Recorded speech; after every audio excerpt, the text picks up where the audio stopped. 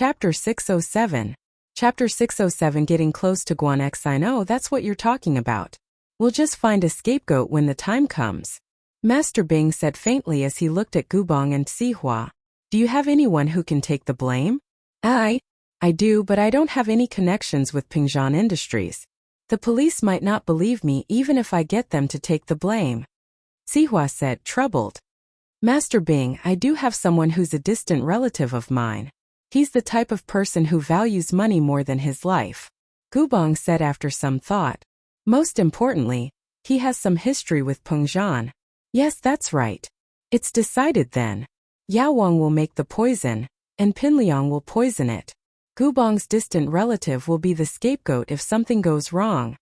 Master Bing was getting impatient. Yao Wang, it's best if you make a rare poison that's hard to detoxify, and the hospital won't be able to detect it.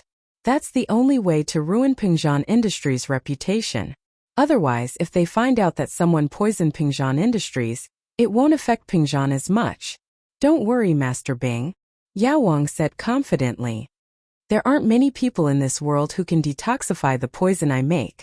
Since I'm called Yao Wang, I naturally have a deep understanding of pharmacology. I've never lost to anyone in my life, other than one person. But that person disappeared more than 10 years ago. Yao Wang naturally had the right to be arrogant. If Yao Wang said he was number 2 amongst all the famous doctors of the hidden houses, then no one would dare say they were number 1. This was also why he was able to save Uncle Zhu even after he was injured. Yes, that's good.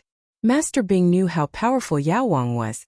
We'll carry out this plan after Pinliang is discharged. Old Zhong, don't worry too much. I won't mistreat you. Isn't Pinliang missing a kidney? I'll help him research a compatible kidney source in the next few days, and then install it for him. Thank you, Master Bing. Fabai was overjoyed. Pinliang's loss of a kidney had always been a thorn in his side, and Master Bing was here to help him find a new kidney. It couldn't be any better. Linny naturally didn't know that Master Bing had started to deal with him, but even if he knew, he would just laugh it off. Medicine King? He even used Dr. Kang's medicine to treat his injuries. How dare he call himself the king of medicine? Why are there so many people with big faces in this world? Nothing was too strange in this world. Linny parked the car downstairs of Shuahai bookstore and accompanied the 2 ladies into the bookstore. Mengyao and Yushu went to the high school information section. Linny wasn't too interested in stuff like that. Even if he couldn't get into a university, Pengzhan would still send him to one of Mengyao's. Linny wasn't Mengyao after all. He didn't care how he got into university. If he had the time to study every day, he might as well do some research instead. Linny was busy enough every day. I'll go to the medicine section. You guys can find me there after you're done, Linny said to Mengyao. Oh, Mengyao was flipping through the latest mock exam summaries from different provinces and cities. She responded faintly and didn't bother with Linny. Yushu was also flipping through a practice book like Mengyao. But after hearing Lin Yi's words, she waved her hand at Lin Yi, indicating that she understood. Lin Yi smiled and turned to the medicine section. This was where he met Guan Shuamin. Almost a month had passed in the blink of an eye, and Lin Yi and Guan Shuamin had established a medicine company together. Life was really strange. But surprisingly, Lin Yi saw 2 familiar faces in the medicine section. Kong Mingming had been in Songshan for 4 days now, and he was here with a difficult mission for his family. Hit on Guan Xian. He wanted to start with Guan Xian and learn about the recipe for the pill of life extension and toxin cleansing in Guan Shuamin's hands. Of course, he didn't believe that Guan Shuamin had invented the recipe. As far as he was concerned, Guan Shuamin was just like his grandfather, Dr. Kong, who'd gotten the recipe from some master by chance. He was a master at hitting on girls, and naturally, he wouldn't rush to the hospital to give Guan Xian flowers or woo her. That would be too cliché, and he didn't think that Guan Xian would say yes. According to Kong Mingming's research, Guan Xian had never had a boyfriend before. Doing that would only scare her. And so, Kong Mingming wanted to create a chance encounter. He wanted to meet Guan Xian at a suitable place and get to know her. That way, Guan Xian would let her guard down. But this opportunity wasn't easy to come by. Kong Mingming waited in front of Guan Xian's house for 4 days without a single chance. It was easy to find out where Guan Shuamin lived, and Kong Ming found it without much effort. But while he waited for Guan Xan nearby, and he did see her every day, he couldn't just go up and hit on her, could he? Guan Xan would definitely think of him as a pervert, and that wasn't something Kong Ming wanted to see. Guan Xan took the commuter bus to and from work every day. It was a routine, and Kong Ming had no chance to take advantage of it. If Guan Xan took the bus or taxi, he could still create a chance encounter. But he wasn't a hospital employee, so he couldn't get on a commuter bus. This made Kong Ming very gloomy. He called himself the Casanova, but when had he not met his target after waiting for 4 days? Just as he was about to lose his patience, Guan Xan finally left the house. It was Saturday and Guan Xan didn't go to work. After leaving the villa, she took the bus to academic bookstore. Kong Ming felt that his chance had come, so he quickly flagged down a taxi and followed her all the way to academic bookstore. When he saw Guan Xan go to the medical section, he started thinking about how to hit on her. Guan Xan naturally didn't notice that someone was following her. After all, she wasn't a criminal investigator, so there was no way she would notice that Kong Ming was already not far from her. Guan Xan came to the bookstore today to buy some books about the doctor assistant exam. She'd majored in nursing when she was in school, but she'd also studied Chinese and Western medicine at the same time. Her grandfather was an outstanding doctor, and Guan Xan didn't want to disappoint him, so she chose a medicine-related major as her second major. Chapter 608. Kong Ming strikes up a conversation. Guan Xan's decision to pick up this major and take the exam was all because of Lin Yi. She knew that Lin Yi's medical skills were on par with her grandpa's, perhaps even better. She was afraid that she wouldn't have anything to talk about with Lin Yi in the future, so she decided to pick up this major. She didn't tell her grandpa or her father about it, of course. She'd made the decision herself. Kong Ming was regretting that he didn't spend more time studying medical books. He could have found a topic to talk to Guan Xan if he did. It was a rare opportunity. He came from a medical family, and this was the perfect excuse to strike up a conversation with Guan Xan. Unfortunately, Kong Ming didn't know how to do anything other than flirt. Kong Ming panicked when he saw Guan Xan flipping through a book from the shelf. How was he supposed to hit on her? Wait a minute. Kong Ming had an epiphany. Guan Xan was just a nurse. She didn't know anything about medicine. Nurses, on the other hand, should be doing things like practice makes perfect, right? Needles, bandages, and so on. She didn't need to go to a bookstore to buy books, did she? So Guan Xan was here for. Kong Ming looked around the medical section. There were quite a few girls as well, and one of them happened to walk past him. Kong Ming clearly saw the words on the cover of the book she was holding. Traditional Chinese Beauty. Realization dawned on Kong Ming. So it was Traditional Chinese Beauty. Guan Xan was probably here for that type of book as well. Which girl didn't want to look good? Especially a cute and pretty girl like Guan Xan. She wanted to look even prettier. Kong Ming felt more confident at that thought. He didn't know anything about medicine, but Guan Xan might not know either. As long as he made it sound more professional and reliable, Guan Xan wouldn't be able to tell if he was telling the truth or not. Not to mention that there were many books out there that were full of lies. What was written might not even be right, and some of them even contradicted each other. Kong Ming gritted his teeth, strode over, and said with a smile, "Beautiful lady, are you reading beauty books?" Guan Xan's book was open, so Kong Xiaoming couldn't see the cover. He had no idea what Guan Xan was reading, so he asked arrogantly. "Oh." Guan Xan raised her head to look at Kong Ming. She didn't recognize him, so she ignored him and continued reading her book. Many of the things in these books are lies. I happen to have nothing to do today, so I'll tell you how to use Chinese medicine to make you look good. Kong Ming said confidently, "Let me introduce myself. I'm Kong Ming, the grandson of Dr. Kong." Dr. Kong? Guan Xan paused. She'd heard of Dr. Kong before, the famous golden creation. She'd often be asked if the hospital had Dr. Kang's golden creation when she was bandaging patients. But Guan Xan didn't have any special feelings towards Dr. Kong. She'd only heard of him. "Yeah, our Kong family is a family of Chinese medicine. Usually, I won't casually comment on these Chinese medicine beauty books, But after seeing you today, I really can't help but say a few words. Kong Mingming thought that Guan Xine was shocked by Dr. Kang's name, so he continued to speak proudly. If you follow these scammers' books to make you look good, then you'll definitely be disfigured. I can't bear to see someone as beautiful as you be destroyed, so I have to say something. Oh, Guan Xine frowned, annoyed by Kong Mingming's incessant chatter. No need, I don't want to have my beauty done either. How can you do that? You're so beautiful. If you don't know how to take care of yourself, then your beauty will only last for a short time. Kong Mingming said, think about it, you're so beautiful now because you're young and invincible, but in a few years you'll be old and your pearls will turn yellow. What then? Guan Xine glared at Kong Mingming, wondering why this guy was talking like that. Old and yellow pearls? Was he crazy? But Guan Xine had good manners, and she wasn't the type to get angry easily. She didn't say anything even though she was displeased with Kong Mingming, and continued to read. She thought that if she ignored him, he'd just leave. But who would have thought that Kong Xiaoming didn't leave? He continued to ramble on. Our miracle Dr. Kang's family has done a lot of research on traditional Chinese beauty treatments. These are all common herbs written in these books, but they're actually useless. If you want to stay young forever, you need to take some strong medicine. For example, Lingji, snow lotus, deer antler, tiger penis. Kong Mingming didn't know what kind of medicine was good. But since Guan Xine didn't know anything about it, he told her about some of the expensive herbs he'd heard about. Guan Xine couldn't help but blush when she heard the words tiger penis.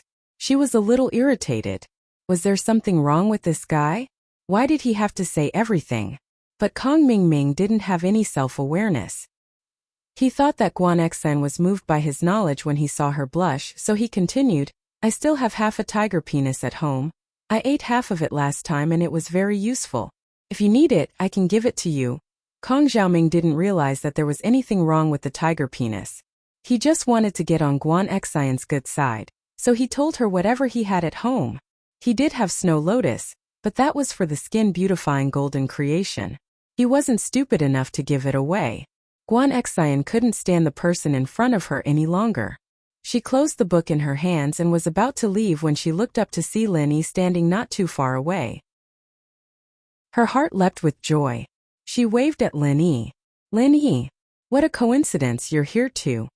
Kong Mingming was in the middle of proudly showing off his store's stock when he saw Guan Xine walk away, to find Lin Yi no less.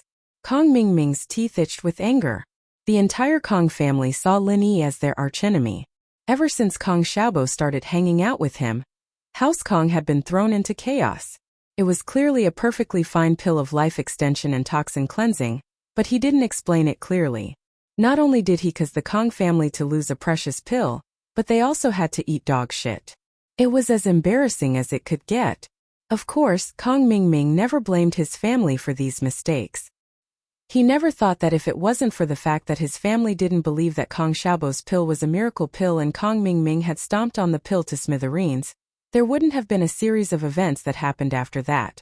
But Kong Mingming pushed all the blame onto Kong Xiaobo and Lin Yi, blaming them for not making things clear. Chapter 609. I don't know him. He wouldn't have needed a shepherd dog if he hadn't been researching dog poop, and the pills wouldn't have been eaten by a dog anyway. That's why enemies are furious when they see each other. Kong Mingming wanted nothing more than to tear Lin Yi into a million pieces, especially since he didn't know what kind of relationship this guy had with Xuemin. What did he have to do with Xuemin and Lai Changyi? Haha, I'm just looking around. What are you doing here? Lin Yi could tell that Kong Mingming was here to get close to Guan Xine, but he didn't understand why Kong Mingming was chasing after Guan Xine. Could it be that this brat has nothing better to do and only knows how to chase after women? Yeah, I'm here to buy 2 books. Guan Xine's face reddened again. Her heart raced when she remembered that the reason she was buying books was because of Lin Yi. She was a shy girl, especially in front of the man she liked. Oh, do you need help? Lin Yi nodded, not thinking much about it. Guan Xine was Xuemin's granddaughter, and she worked in a hospital. It wasn't strange for her to buy medical books. Oni, I've already chosen, Guan Xine said quietly. Kong Mingming was about to explode it. Why did this Lin Yi have to do everything? It was a perfect opportunity to hit on Guan Xan. But Linny had ruined it. Was this kid born to be a troublemaker? He'd ruined his grandpa's birthday banquet, ruined House Kang's plans for the auction, and even ruined his own attempts to hit on Guan Xan. Xiaoming couldn't take it anymore. He pointed at Linny and said to Guan Xan, "This guy isn't a good person, don't hang out with him. He's a big scammer. Our Kong family's signature product has been copied by him. We're Dr. Kang's golden creation medicine, and he made Miracle Dr. Guan's injury medicine. We made a special edition, and he also made a special edition. He's simply copying and copying. Don't get close to such a shameless person. He's learning everything from us. We're Miracle Dr. Kong, and now he's Miracle Dr. Guan. He's the king of copycats." Kong Xiaoming poured out all the depression he'd been suppressing for a long time. But when he finished, he saw Guan Xan staring at him coldly. It sent a chill down his spine. What kind of gaze was that? Kong Mingming suddenly understood. Wasn't Guan Xan's grandfather Miracle Dr. Guan? How dare he call Miracle Dr. Guan a fake? Wasn't that the same as scolding someone's grandfather? Of course Guan Xan was pissed. Kong Mingming regretted it. He couldn't control his mouth. Even if that was what he thought, he couldn't say it out loud. Wouldn't that make Guan Xan hate him? In a moment of desperation, Kong Xiaoming could only explain incoherently. No. I'm not saying that Miracle Dr. Guan isn't good. I'm saying that Miracle Dr. Guan's medical company isn't good. It's a counterfeit. Guan Xan was still staring at Kong Mingming coldly. Her eyes were filled with anger. Kong Mingming was shocked. What he said just now wasn't appropriate.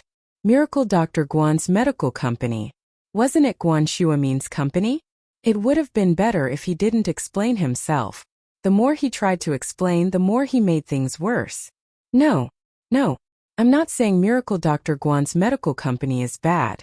I'm saying that Miracle Dr. Guan was tricked by that Lai Changyi and this kid. They made him do some fake things. Kong Mingming explained incoherently. I didn't mean to insult you.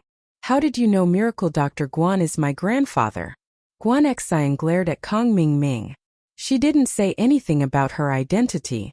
How did Kong Mingming know? I guessed it. Kong Mingming sweated profusely. Yeah, he was here to create a coincidence. He shouldn't know Guan Xan. How did he let it slip? You knew, didn't you? Did you approach me on purpose? What are you trying to do? Guan Xan took 2 steps back subconsciously. She looked at Kong Mingming cautiously. It's a misunderstanding. It's actually a misunderstanding. Kong Mingming was panicking. His performance today was below par. It could be said that he was below par. He was a master at picking up girls. How could he make such a low-level mistake? Linny. It had to be Linny. Ever since he met this kid, he'd started to make mistakes. It wasn't like this before. When he first met Guan Xan, he was still a gentleman, boastful and knowledgeable, and Guan Xan didn't pay attention to him because she was shy. At least she wasn't as angry as she was right now. He didn't know that Guan Xan only thought of him as a passerby. She didn't care about him at all. Since he was just a passerby, Guan Xan had no reason to be angry at him. But now, he was insulting her grandfather. He was insulting her grandfather and Lin Yi's company. How could she not be angry? Guan Xan wasn't a woman with a strong personality. Although she was angry, she only glared at Kong Mingming. Guan Xan, I actually know you. I've admired you for a long time. That's why I'm a bit infatuated in front of you.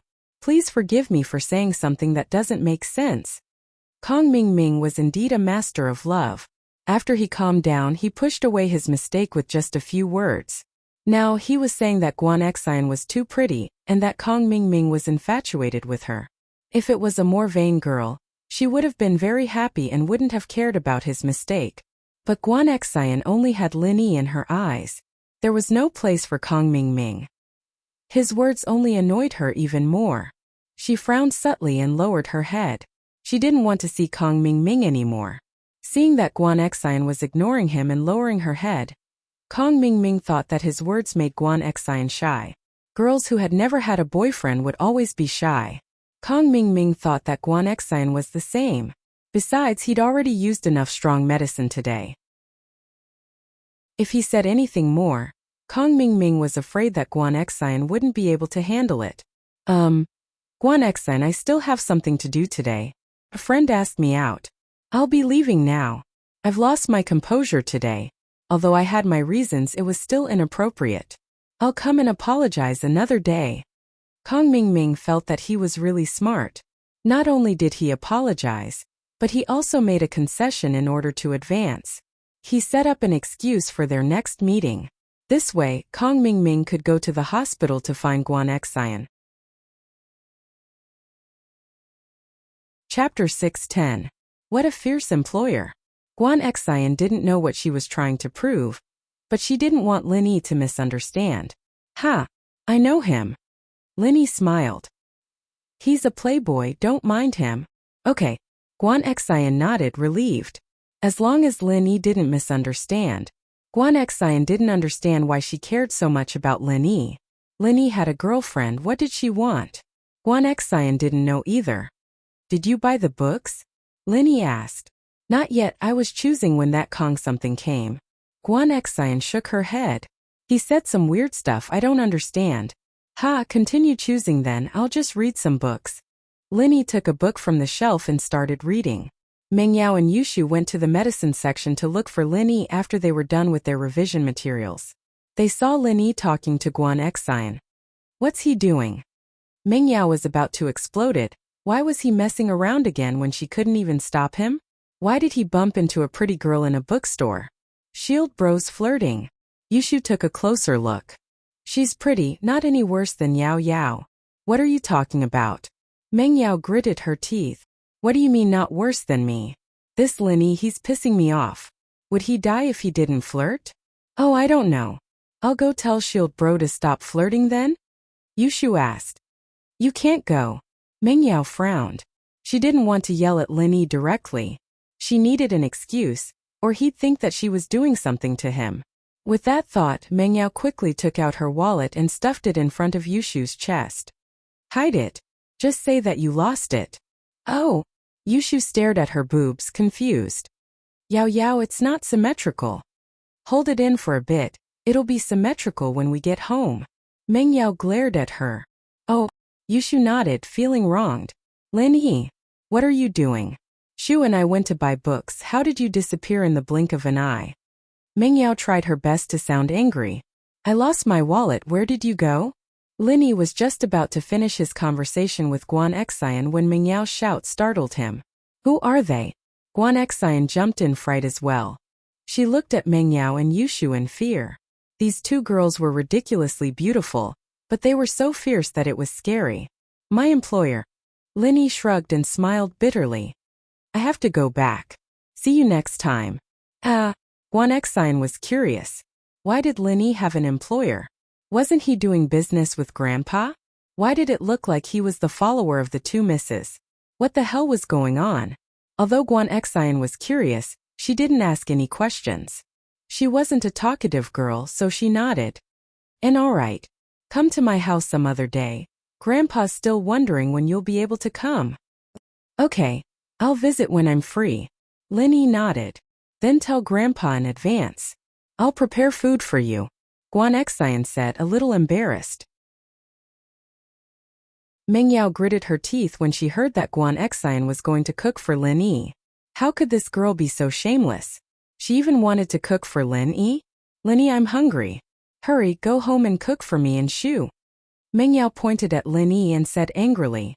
Oh, I'm hungry too. I want to eat shark meat. Yushu raised her hands and called out as well, but the movement was too big, and a corner of her purse was squeezed out of her chest. She didn't even realize it, and continued excitedly, let's go catch a shark. Your employer is so fierce. Guan Xine opened her mouth. She looked at Meng Yao and Yushu, stunned. Then go home. Don't disturb your work. Okay, see you next time. Lin Yi didn't know what was up with the miss again. He walked over quickly. Lin Yi, it's because you left your post without permission that my wallet was stolen. What do you think I should do? Meng Yao glared at Lin Yi. Bring the thief to justice. Oh, it's Shu who stole your wallet. Lin Yi smiled. How is that possible? Meng Yao was shocked. She didn't know how Lin Yi knew. She argued, Shu, why would Shu steal my wallet? No, I didn't steal it. Yushu shook her head as well. Ha! It's right in front of your chest. Half of it's exposed. Linny pointed at Yushu. Ah! Yushu looked down. A corner of her wallet was exposed. This. Aren't you going to bring the thief to justice? I caught him for you. Do you want me to send him to the police station? Linny asked with a smile. Oh no, I don't want to go to jail. Yao Yao was the one who forced me to hide my wallet. It's not my fault. Yushu screamed. Mingyao's eyes widened. Her heart was about to explode. What are you screaming for?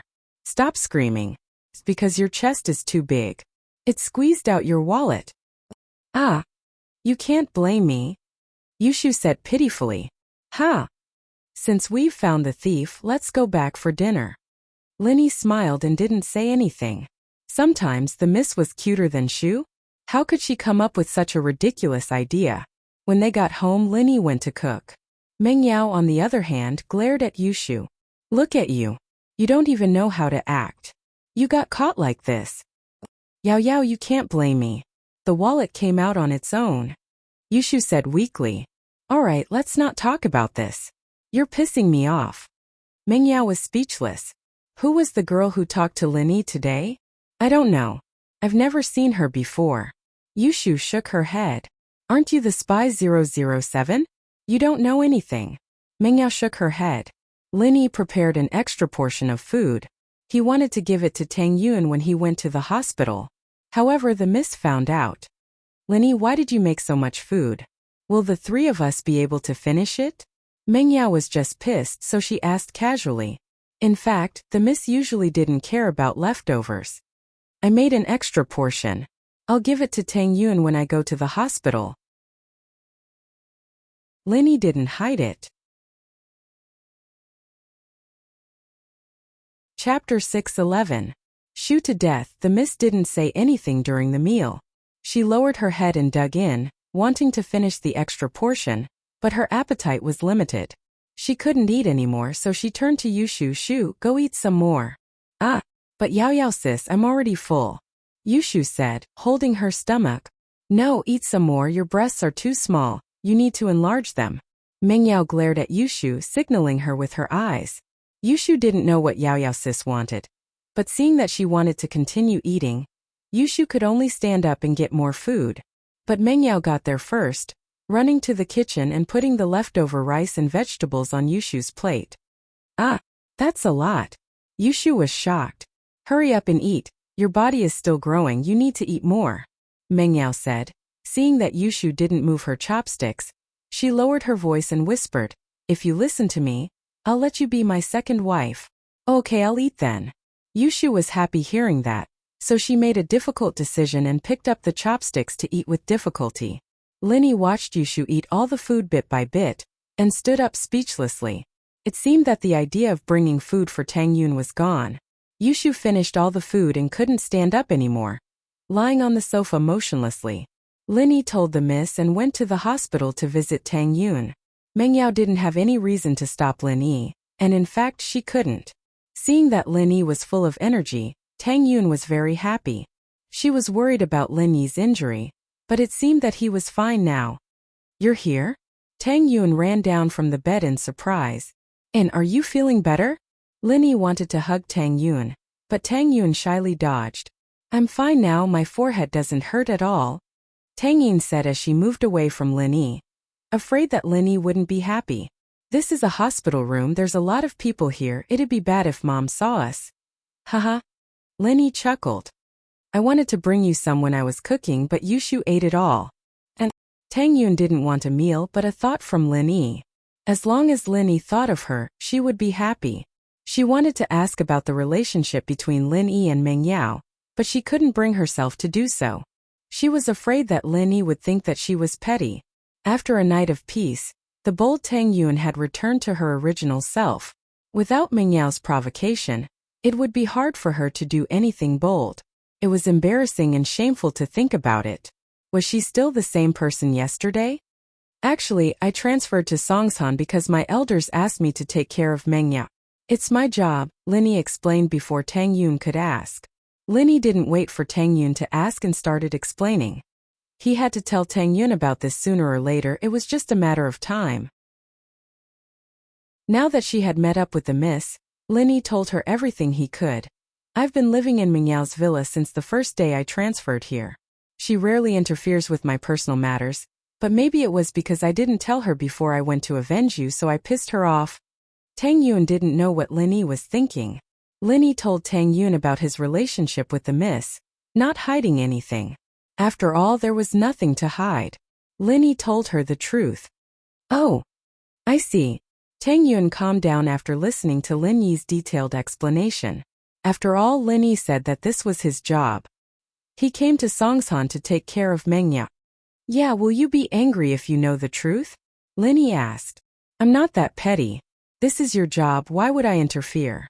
Although Tang Yun said that, she still felt a little uncomfortable. After all, Lin Yi was living under the same roof as Mengyao and Yushu. How could Tang Yun not care at all? It'll be fine when we get a dorm in university, Lin Yi said. Right, yesterday they said that you kissed them and touched them. Tang Yun was a little embarrassed. She paused and continued. And often. 3P? Lin Yi was speechless. 3P? How is that possible? If I really did 3P with them, would they let me meet you? That's true. Tang Yun wasn't stupid. If Lin Yi did 3P with the miss and Shu every day, they would definitely keep a close eye on Lin Yi. How could they let him meet her? What about kissing and touching them? Tang Yun couldn't help but ask. Didn't I tell you? Mengyao drank my drink, so that counts as an indirect kiss. Lin Yi smiled bitterly. Yushu, on the other hand, was drowning, and I was performing CPR on her. As for touching her, it was during CPR. Really? Tang Yun asked, but she already believed Lin Yi. Yes, Lin Yi nodded. Then can you take off the bandage on my head? Tang Yun asked. Lin Yi was taken aback. Tang Yun's thoughts were jumping a little too far, wasn't it? She was just asking about him and the miss, why was she asking about the bandage on her head now? Lin Yi didn't know that Tang Yun wanted to know if she was disfigured or not. If she was disfigured, Tang Yun was afraid that she wouldn't be able to compete with Mengyao. Although Tang Yun didn't say it out loud, her woman's intuition told her that Mengyao's behavior towards Lin Yi wasn't just like what Lin Yi said, that she went to take revenge and didn't report to her. Yesterday in Fatty Lai's villa, Mengyao's behavior could be interpreted as jealousy. Of course, Tang Yun wouldn't say it out loud if Lin Yi didn't say it. It should be done, let me take it off for you, Lin Yi said as he reached out to take off the bandage on Tang Yun's head. Tang Yun, on the other hand, lowered her head and looked forward to the moment the bandage was taken off. Lin Yi looked at Tang Yun's smooth forehead and couldn't help but let out a sigh of relief. Although Lin Yi was confident in his medicine, he was still a little nervous since it was related to Tang Yun. How is it? Tang Yun asked anxiously. Chapter 6:12. Next time knock. I don't dare. Tang Yun didn't dare to. She didn't want her dream to be destroyed. Haha, how would you know if you don't look? Lin Yi smiled. This isn't like you. You wouldn't be this worried in the past, would you? Lin Yi was right. Tang Yun wouldn't be this hesitant in the past. She was a girl who took responsibility for her actions. Tang Yun glared at Lin Yi but didn't say anything. She thought, what difference does it make if I'm pretty or not? Not being pretty would save me a lot of trouble. But it was different now. If she wasn't pretty, would he still like her? However, under Lin Yi's persuasion, Tang Yun still walked in front of the mirror. She panicked and looked at herself in the mirror. She couldn't help but be shocked. The scar on her forehead was gone. There was only a shallow mark left. If one didn't look closely, they wouldn't be able to see it. This is new skin. It'll be different from before, but there won't be any difference after a few days, Lin Yi explained. Is it really that magical? Tang Yun couldn't believe it. She had 8 stitches on her forehead. Although Lin Yi removed them in the end, it was still a mess of flesh and blood. In just one day, she recovered to her original appearance. Was she dreaming? There's nothing magical about it. Dr. Kang's golden creation can achieve this effect a long time ago. Lin Yi didn't think that what he did was magical. Dr. Kang's golden creation, how can my family afford it? I've never used it before, how would I know? Tang Yun was so happy that she was hopping around the room like a little bird. When she saw her mother come in, Tang Yun jumped in fright and almost fell down. Lin Yi quickly supported Tang Yun. Tang Yun fell into Lin Yi's arms. Mrs. Tang came to check on her daughter's condition, afraid that she'd be depressed. After all, Mrs. Tang hadn't seen Lin Yi's medicine with her own eyes. She didn't know if Tang Yin could recover. She saw her daughter and Lin Yi being intimate. Mrs. Tang coughed awkwardly. "I'm going out for a walk." "Mom." Tang Yin was embarrassed as she struggled out of Lin Yi's embrace, not daring to look at Mrs. Tang. She was pissed off that she'd fallen when her mother opened the door and walked in, not daring to look at her. This was so embarrassing. Did her mother think that she was throwing herself into Lin Yi's arms? I'll knock first next time. Mrs. Tang thought to herself, my daughter is all grown up now. It looks like I'll have to be more careful in the future. I didn't think about this in the past, but now I realize that my daughter needs her own space. Of course, this was under the assumption that Mrs. Tang liked Lin Yi. Mrs. Tang wouldn't be as easygoing as she was with Lin Yi. She'd be more than happy to ruin things. "Mom, what are you talking about?" Tang Yin said a little awkwardly. "The wound on my forehead healed. I was so happy that I almost fell down and Lin Yi just helped me up a little." Tang Yun felt a bit guilty under her mother's gaze, so she couldn't speak with confidence. "I understand," Mrs. Tang said as she looked at her daughter's expression. Tang Yi knew that the misunderstanding had deepened. "Auntie." Lin Yi didn't panic at all. He politely nodded to Mrs. Tang and asked, "How's Uncle Tang's injury?" "He's much better. With the medicine you gave him, he doesn't feel any pain anymore. He's also taken the Chinese medicine. He looks good." In fact, Mrs. Tang didn't expect Tang Juqing to recover so quickly. He didn't feel any pain at all today, and it seemed like he was going to recover soon. "Let's go see Uncle Tang," said Lin Yi. Is the wound on your forehead really healed?" At this time, Mrs. Tang walked closer and saw the wound on Tang Yun's forehead. There was only a shallow scar left. Other than that, there was nothing strange. The scar was so shallow that it couldn't be seen anymore. It would probably disappear after some time. "Yes, I'm really fine now," Tang Yun said as she looked at Lin Yi shyly and said to her mother, "Lil Yi's medical skills are really amazing." Mrs. Tang praised. She looked at Lin Yi with more and more admiration. She felt that her daughter was really lucky to have met Lin Yi. She wouldn't have to worry for the rest of her life. And his family's life would gradually get better. Mrs. Tang also saw the news. The collapse of Qibing's skyscraper was on TV. Although they didn't say the reason and only said that the quality of the construction wasn't up to standard, Mrs. Tang knew that things weren't that simple. How could it be so coincidental? Lin Yi just got his revenge on Zhao Qibing and his skyscraper collapsed because of the quality of the construction? How was that possible? Anyone with a brain would know that it was Lin Yi who collapsed it.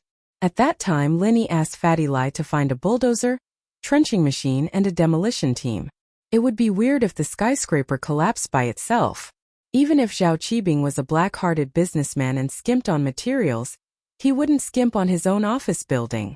One had to know that he had to work in the skyscraper, and the skyscraper was the face of the company.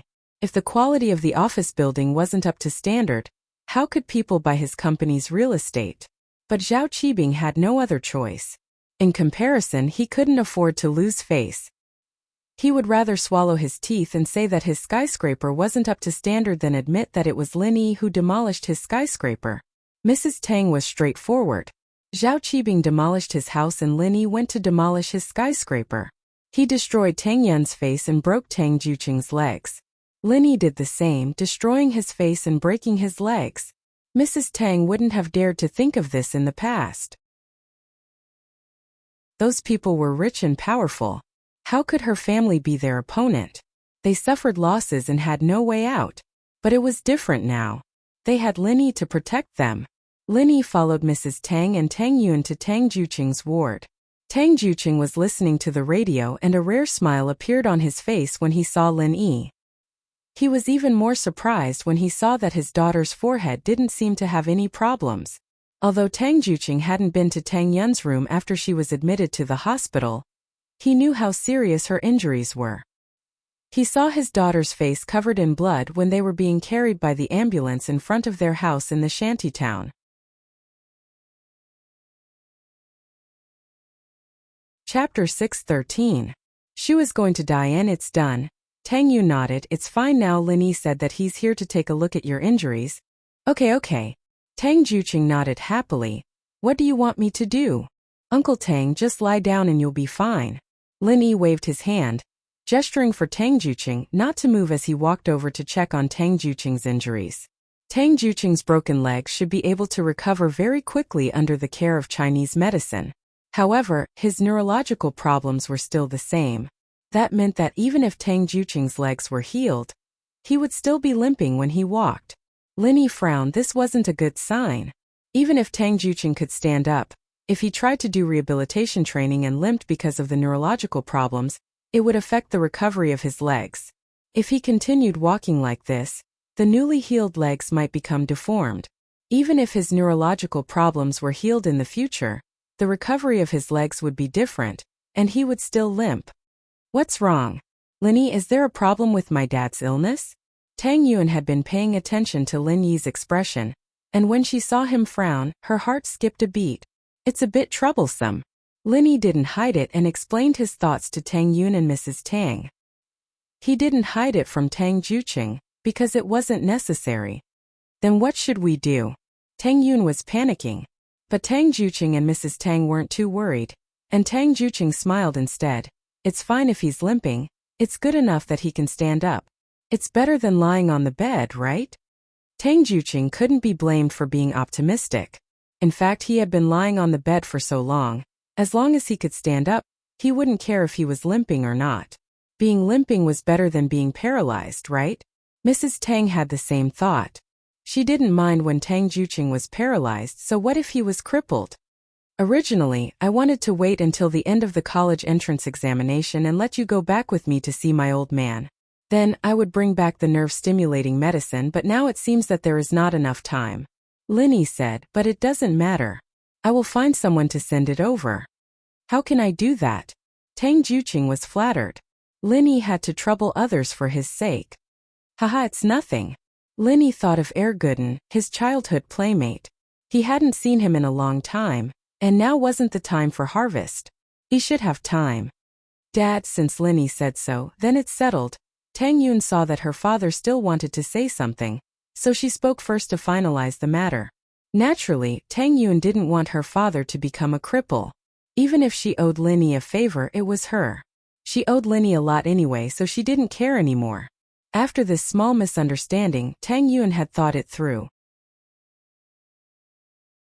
Repaying a favor with her body was a good way to repay a debt. Since Tang Yun had decided to follow Lin Yi, she could let him do whatever he wanted in the future. Thinking of this, Tang Yun couldn't help but blush. Yeah, old Tang, it's Lin Yi's sincerity. Don't say anything. Mrs. Tang didn't care about her husband being crippled, but she still hoped that her husband could be like a normal person. Lin Yi took out his phone and wanted to call Erguden, but the moment he took it out, his phone rang. Lin Yi looked at the caller ID. It was Mengyao. Yushu's stomach was round, and she couldn't get up from the sofa. At first it was a little uncomfortable, but it was bearable. But after a while it became more and more uncomfortable. Yao, my stomach is so uncomfortable. Why is it so big? Am I pregnant? I'm so disgusted. Yushu laid on the sofa and whimpered weakly. How can you get pregnant from eating? Don't say that. Mengyao was watching TV when she heard Shu's whining. She turned off the TV and walked over. Yao, if you can get pregnant from drinking soda, why can't I get pregnant from eating? There's probably Shield Bro's saliva in it. Yushu said with a pale face. Alright, stop it. Mengyao couldn't help but feel embarrassed when the past was brought up. Did you eat too much? Do you want to go to the washroom? I haven't even digested it yet. How am I supposed to go? It's so uncomfortable. Yushu felt that her stomach was full and disgusting. In short, it was a mess. Wait, I'll go get some digestive pills for you. Mengyao was regretting her actions after seeing Yushu's discomfort. She shouldn't have let her emotions get the better of her. She didn't know if a person could die from eating too much, but since there was the phrase die from eating too much, it was probably possible, right? Mengyao panicked even more at the thought. She quickly went to get the pills. I'm not eating, I can't eat anymore. I'll explode if I eat anymore. Yushu couldn't eat anymore. Then what should we do? Mengyao didn't know what to do. I'm going to die. I'm going to die again. I don't want to die. Yushu felt that she was really unlucky. She'd almost died 2 days ago, and now she was going to die again. Yao Yao, why'd you do this to me? I'm not trying to steal Shield Bro from you. I told you I'd be the second wife. You still want to get rid of me? Yushu felt really unlucky. She'd almost died 2 days ago, and now she was going to die again. Why would I do this to you? Mengyao didn't know whether to laugh or cry at Yushu's words. I don't like Lin Yi at all. Why would I steal from you? I didn't want him to bring food for Tang Yun. That's why I made you eat all of it. Right, Lin Yi? Hang in there, I'll call Lin Yi. Mengyao heard Yushu's words and immediately thought of Lin Yi. How could she forget about him? He should have a way to save Shu, right? Lin Yi picked up Mengyao's call and the miss screamed, Lin Yi, where are you? Come back quickly, Shu can't hold on anymore. What did you say? Lin Yi froze. Shu can't hold on anymore? What did she mean? Shu ate too much, she can't hold on anymore, she's going to die, come back quickly. Mengyao said urgently. Okay, I'll go back now. Lin Yi sighed helplessly and hung up. Can't hold on anymore? Then why did she eat so much? She even ate Tang Yun's portion. Chapter 6:14. Yao Yao sis wants to assassinate me. Yeah, Yushu ate too much. I heard that she's about to die from overeating. I'll go back and check. Lin Yi sweated as he talked about it. What was going on? There were people who could die from overeating in this day and age? Tang Yun covered her mouth in surprise. She couldn't believe it. Did you eat too much? Overeating? Yeah, but it's not impossible for something like this to happen to Yushu. Lin Yi smiled bitterly. I'll go back first. Right, I've already talked to Dean Qin about it. You guys can stay in the hospital for now. Otherwise, you won't have a place to stay after you leave the hospital. Director Qin of the hospital knew Lin Yi by now, and he knew that Lin Yi had a special relationship with Guan Shuamin. Since Lin Yi had spoken up, Tang Yun and Tang Juqing could stay in the hospital even if they were discharged. It wasn't like Lin Yi didn't want to pay up anyways. He had already paid a huge deposit. There was no need for Dean Qin to kick them out. Mrs. Tang was a little annoyed at the mention of this. She was discussing with Tang Juqing whether or not they should buy a house first. The houses in Shantytown had all collapsed and were uninhabitable. Fortunately, there was nothing valuable in them. The TV and refrigerator were bought when they got married. They were more than 10 years old and had long been worn out. It didn't matter if they were broken. As for furniture, there wasn't much. But since Lin Yi had arranged for them to stay in the hospital, they didn't have to rush to buy a house. At least they had to observe the market first. They couldn't just blindly buy a house.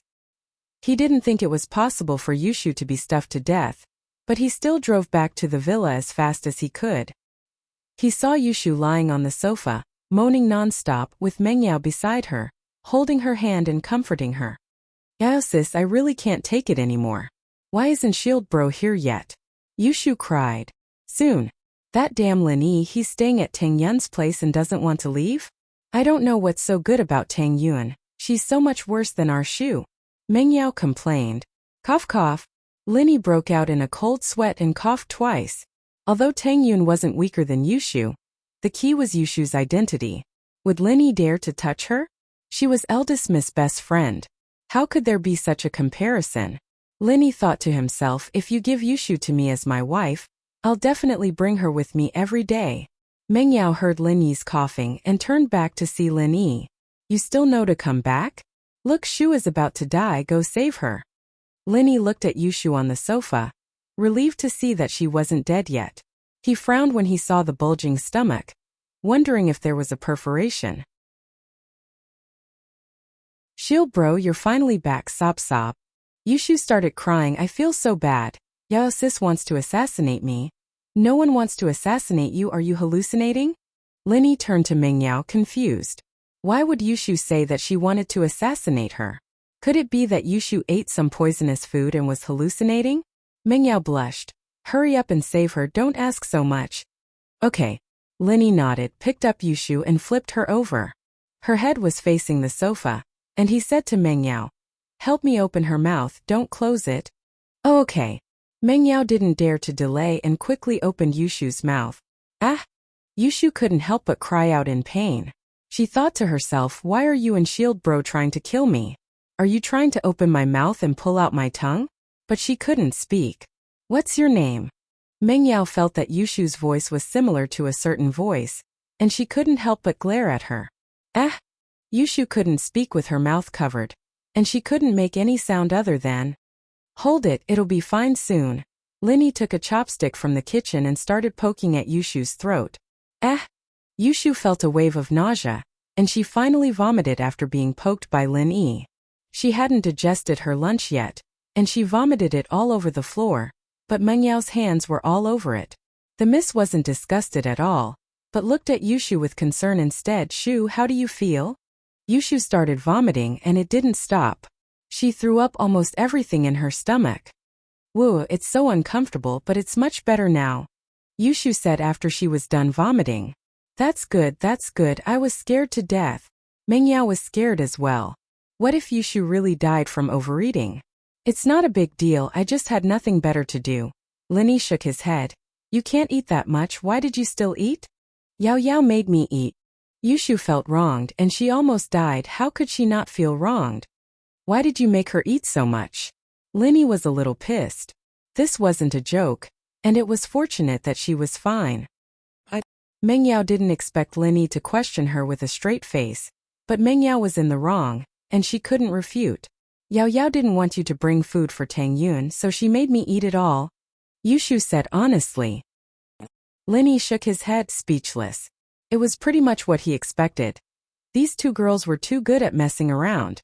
"Shu, stop it." Meng Yao was a little embarrassed. "You're very weak, go back to your room and rest." "Oh." Yushu felt a little weak after hearing Meng Yao's words. "I can't walk, Yao Yao." Meng Yao wanted to carry Yushu upstairs, but she couldn't carry her. She hesitated and turned to Linny. "Linny, carry her upstairs." "Upstairs? Can I?" Linny pointed upstairs. Meng Yao was the one who told him firmly not to go upstairs when he first came. "I'll allow this exception," Meng Yao said, "just this once. There's General Weiwu." Linny looked at the staircase, and General Weiwu was still squatting there. Linny didn't want Meng Yao to find out that he wasn't afraid of General Weiwu.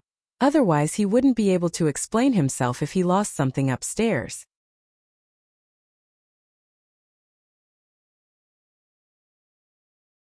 Chapter 6:15. Elder Chua? Oh. Linny didn't expect Meng Yao to let Weiwu squat by the stairs every day. Knowing that General Weiwu wasn't a threat to him, Linny shook his head. In fact, Meng Yao made General Weiwu squat by the stairs to prevent thieves, not to prevent Lin Yi. Although she did guard against Lin Yi in the beginning, it wasn't necessary anymore. Meng Yao had seen through Lin Yi's character. He wouldn't bring General Weiwu up even if she asked him to. Meng Yao even hoped that he would sneak up and peek at her. At least that would prove her and Shu's charm. However, Lin Yi didn't go up. Although it was a little weird, the miss was stubborn. Why couldn't she win against Tang Yun? The miss pride took a huge hit. It wasn't the first time Lin Yi carried Yushu, so he didn't feel any burden. He carried Yushu and walked up the stairs. When he passed General Weiwu didn't even scream and moved to the side, lowering his head and not daring to look at Lin Yi. Meng Yao humphed and glared at Lin Yi. She just couldn't understand why Lin Yi wasn't afraid of General Weiwu. In fact, when she asked Lin Yi to go upstairs to connect the cable, Meng Yao had already suspected that General Weiwu wasn't a threat to Lin Yi. Otherwise, how could Lin Yi go up to the second floor? Until a few days ago, when Lin Yi brought General Weiwu to look for her, it made Meng Yao even more suspicious. Other than Faubert, General Weiwu couldn't even be ordered around by her daddy. How did Lin Yi get General Weiwu to go up the mountain? Because Faubert didn't come up, and only Lin Yi came to the cave alone. General Weiwu was obviously scared by Lin Yi, which was why it went to look for its master for protection. Meng Yao could see that. Lin Yi chuckled dryly, not replying as he quickly went up the stairs. "Don't look around when you're on the second floor. Follow me." Meng Yao led the way and led Lin Yi to a room. She opened the door and let Lin Yi carry Yushu in. The pink bedroom was very cozy. There were many pretty flowers on the wall, and there were some plush toys on the bed. Linny put Yushu on the bed, but Mengyao kicked him out of the room before he even had time to admire her beauty. Linny shrugged, a little regretful. Not many people would be able to enter the Miss Room, right? After all, not many people could enter the Miss Room. Since Mengyao didn't let him look around, Linny naturally wouldn't take the initiative to peek. He walked out of Mengyao's room and went downstairs. He cleaned up Yushu's vomit on the sofa and returned to his room. Linny called old Lin and reported to him what happened in Songshan. Of course, there was also good news. He had leveled up. He was now at the early phase of the mystic class. Old Lin's attitude was still indifferent. He didn't congratulate him, nor did he say anything else. He only told him to stay in House Chu. But when he was about to leave, he said to Lin Yi, "If there's a chance, go and get in touch with House Chu's old man." House Chu's old man? Uncle Chu? Or Uncle Chu's father? Lin Yi asked, slightly startled. His father. Old Lin didn't beat around the bush with Lin Yi. If there's a chance, get in touch with him. If there's no chance, don't create one. There will always be a chance. Ah! Lin Yi listened to old Lin's words. Why did it sound so weird? Was it a zen? Was there a hidden meaning behind it? But Lin Yi remembered it in his heart. Haha, nothing. Old Lin smiled faintly. Kid, you didn't call me out of the blue just to report something, did you? I remember that you don't have the habit of reporting to me unless there's something important. There is indeed something. Lin Yi said, Old man, do you still have the medicine that stimulates the nerves when I trained? I think there's some left. Why do you need it? Old Lin asked. Yes, I do. I have 2 friends with mental problems, Lin Yi said. Or you can give me the recipe and I'll make some myself. Lin Yi hadn't studied this medicine before because it wasn't useful to Lin Yi, and it was hard to make. If you're making it, there are probably a few ingredients that aren't easy to get. I planted them myself, Old Lin said. I have some finished medicine here. If you want to use it, you can come and get it. I'll ask Air Gooden to send it over, Lin Yi said. I'll call him later. That's fine. Old Lin wasn't stingy with these things because they weren't that important. When he gave it to Lin Yi to train, he made a whole vat of it. Lin Yi wanted to send it over by courier, but this was a serious matter. Lin Yi was worried that something might go wrong, so he might as well ask Air Gooden to send it over. Lin Yi missed this childhood friend as well. All these years, Lin Yi didn't have a fixed place to stay. Other than doing missions, he didn't have a place to stay. Every time he went back, Air Gooden would listen to Lin Yi talk about the outside world. He wished that he could go out, but Lin Yi never had the chance to bring him out. Air Gooden's family was very poor. In fact, the village that Lin Yi lived in wasn't rich at all. The only place that could be considered rich was the village head's family, with a fish pond. There was also Widow Wang's family at the entrance of the village, with a snack bar and grocery store. Then there was Lin Yi's family. Of course, Lin Yi's family's source of income came from Lin Yi's straw hats and sandals. Lin Yi's hands and feet were nimble, and he worked fast. Although many people in the village did this, Lin Yi's daily output was 4 to 5 times that of these people. How could he not be rich? In fact, this so-called rich was just being able to buy a laptop and eat at Widow Wang's snack bar. Lin Yi didn't know where all the money from all those missions went, but the old man didn't mention it and Lin Yi didn't mention it. They weren't father and son, but they were closer than father and son, and Lin Yi didn't mind. Comparatively speaking, Air Gooden's family was very poor. They relied on farming for a living, and they didn't even have a phone. Air Gooden always wanted to leave the mountains and see the outside world, and Lin Yi promised him that he would bring him to see the world.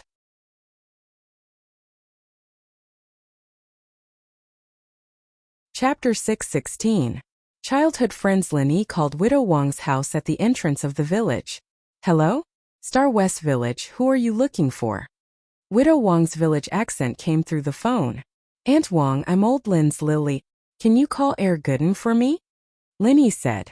Ah, Old Lin's Lily? Wait here, I'll go get him now. Widow Wang replied and put down the phone. Star West Village wasn't big, and basically everyone knew each other.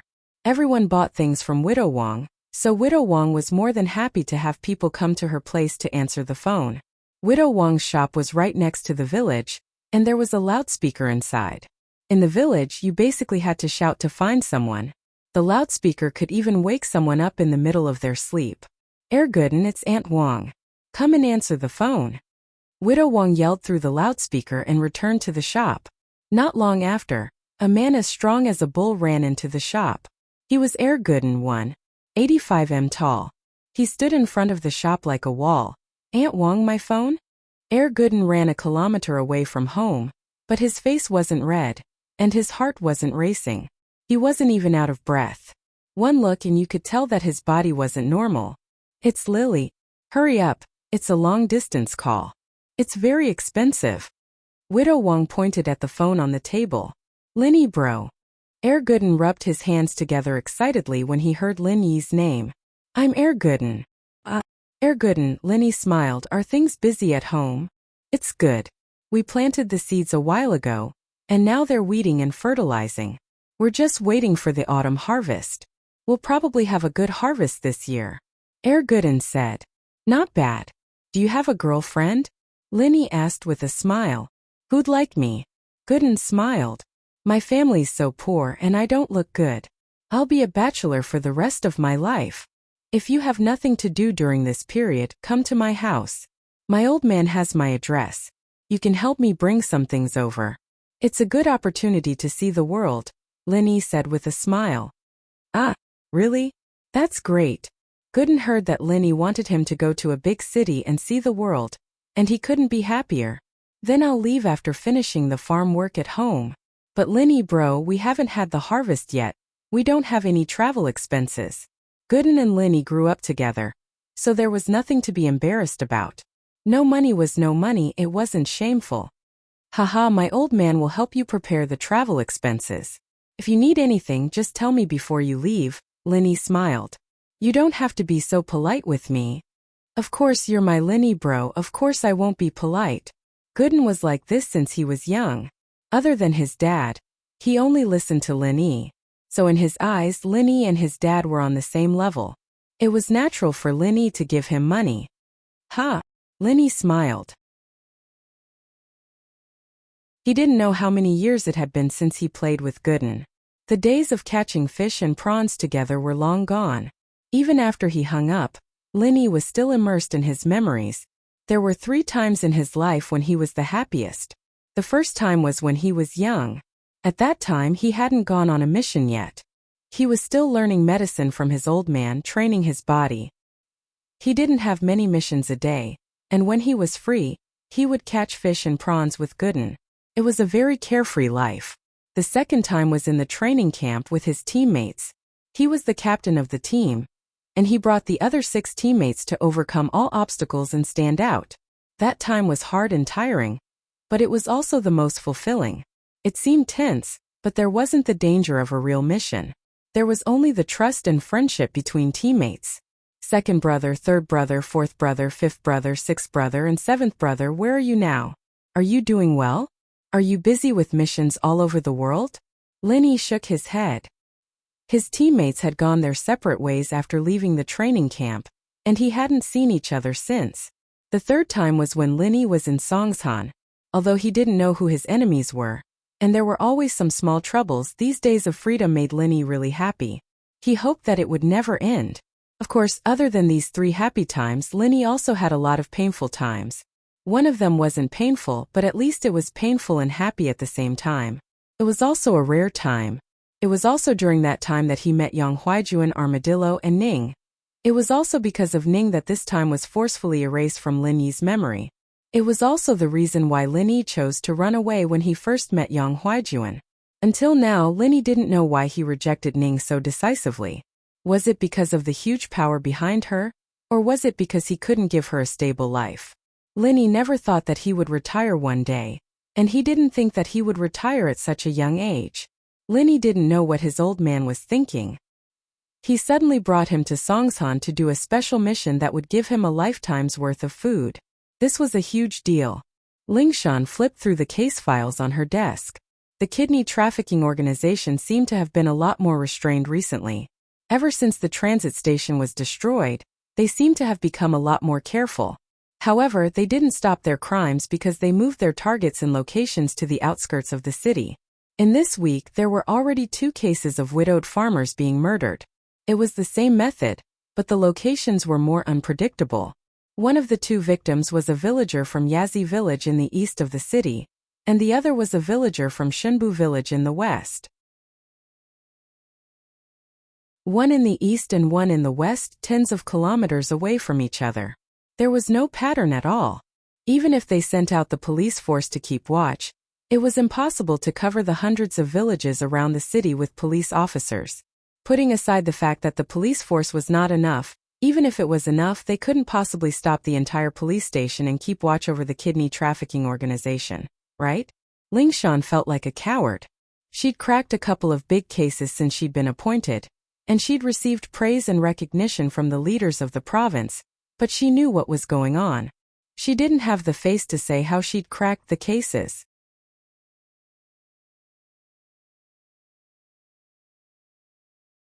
Chapter 617. Lingshan's pursuer. It wasn't that Lingshan was a coward.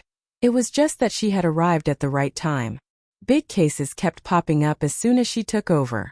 When Huaijun was the captain, there were a few criminal groups as well, but they were all gangsters, bag robbers, thieves, and the like. These cases were big, but they weren't as complicated as they were now. Lingshan, on the other hand, was a special forces soldier, and she had no place to use her skills. How could she not be frustrated? When Lingshan came back, she was filled with ambition and wanted to show off her ambitions. Her dream of fighting with the gangster and taking him down didn't come true. In fact, it wasn't that she didn't have the chance to fight with the gangster, and there were quite a few of them, but how many of them could Lingshan meet by herself?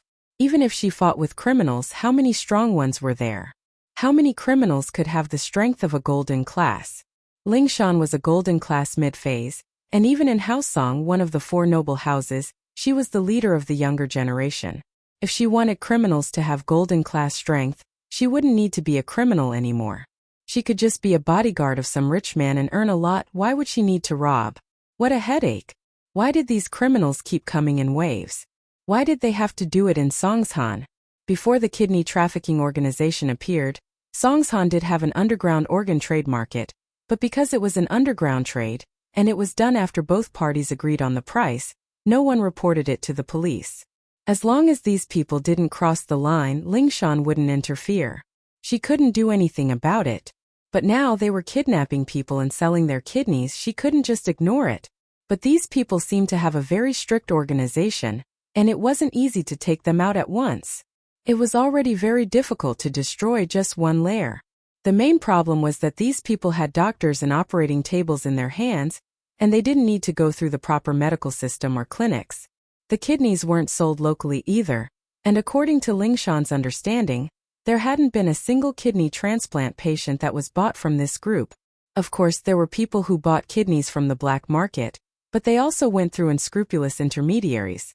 Then, they negotiated the price with the kidney seller in private, and the kidney transplant surgery was carried out in a regular hospital. The unscrupulous intermediaries only received an intermediary fee of 10 to 20,000 yuan. They had gotten rid of quite a few of these black intermediaries, but they were all small fries. They were of no help to the progress of the case. Ring dash. Lingshan's phone rang. Lingshan's ringtone wasn't like those young men and women's, it was the most common default ringtone. It also suited her profession and personality, being more mature. Hello, I'm Lingshan from the criminal investigation team. Lingshan answered the phone out of habit. It was an unknown number, and she didn't have a contact book. Lingshan. A rough male voice sounded from the other side of the phone. I'm Chun Yutian.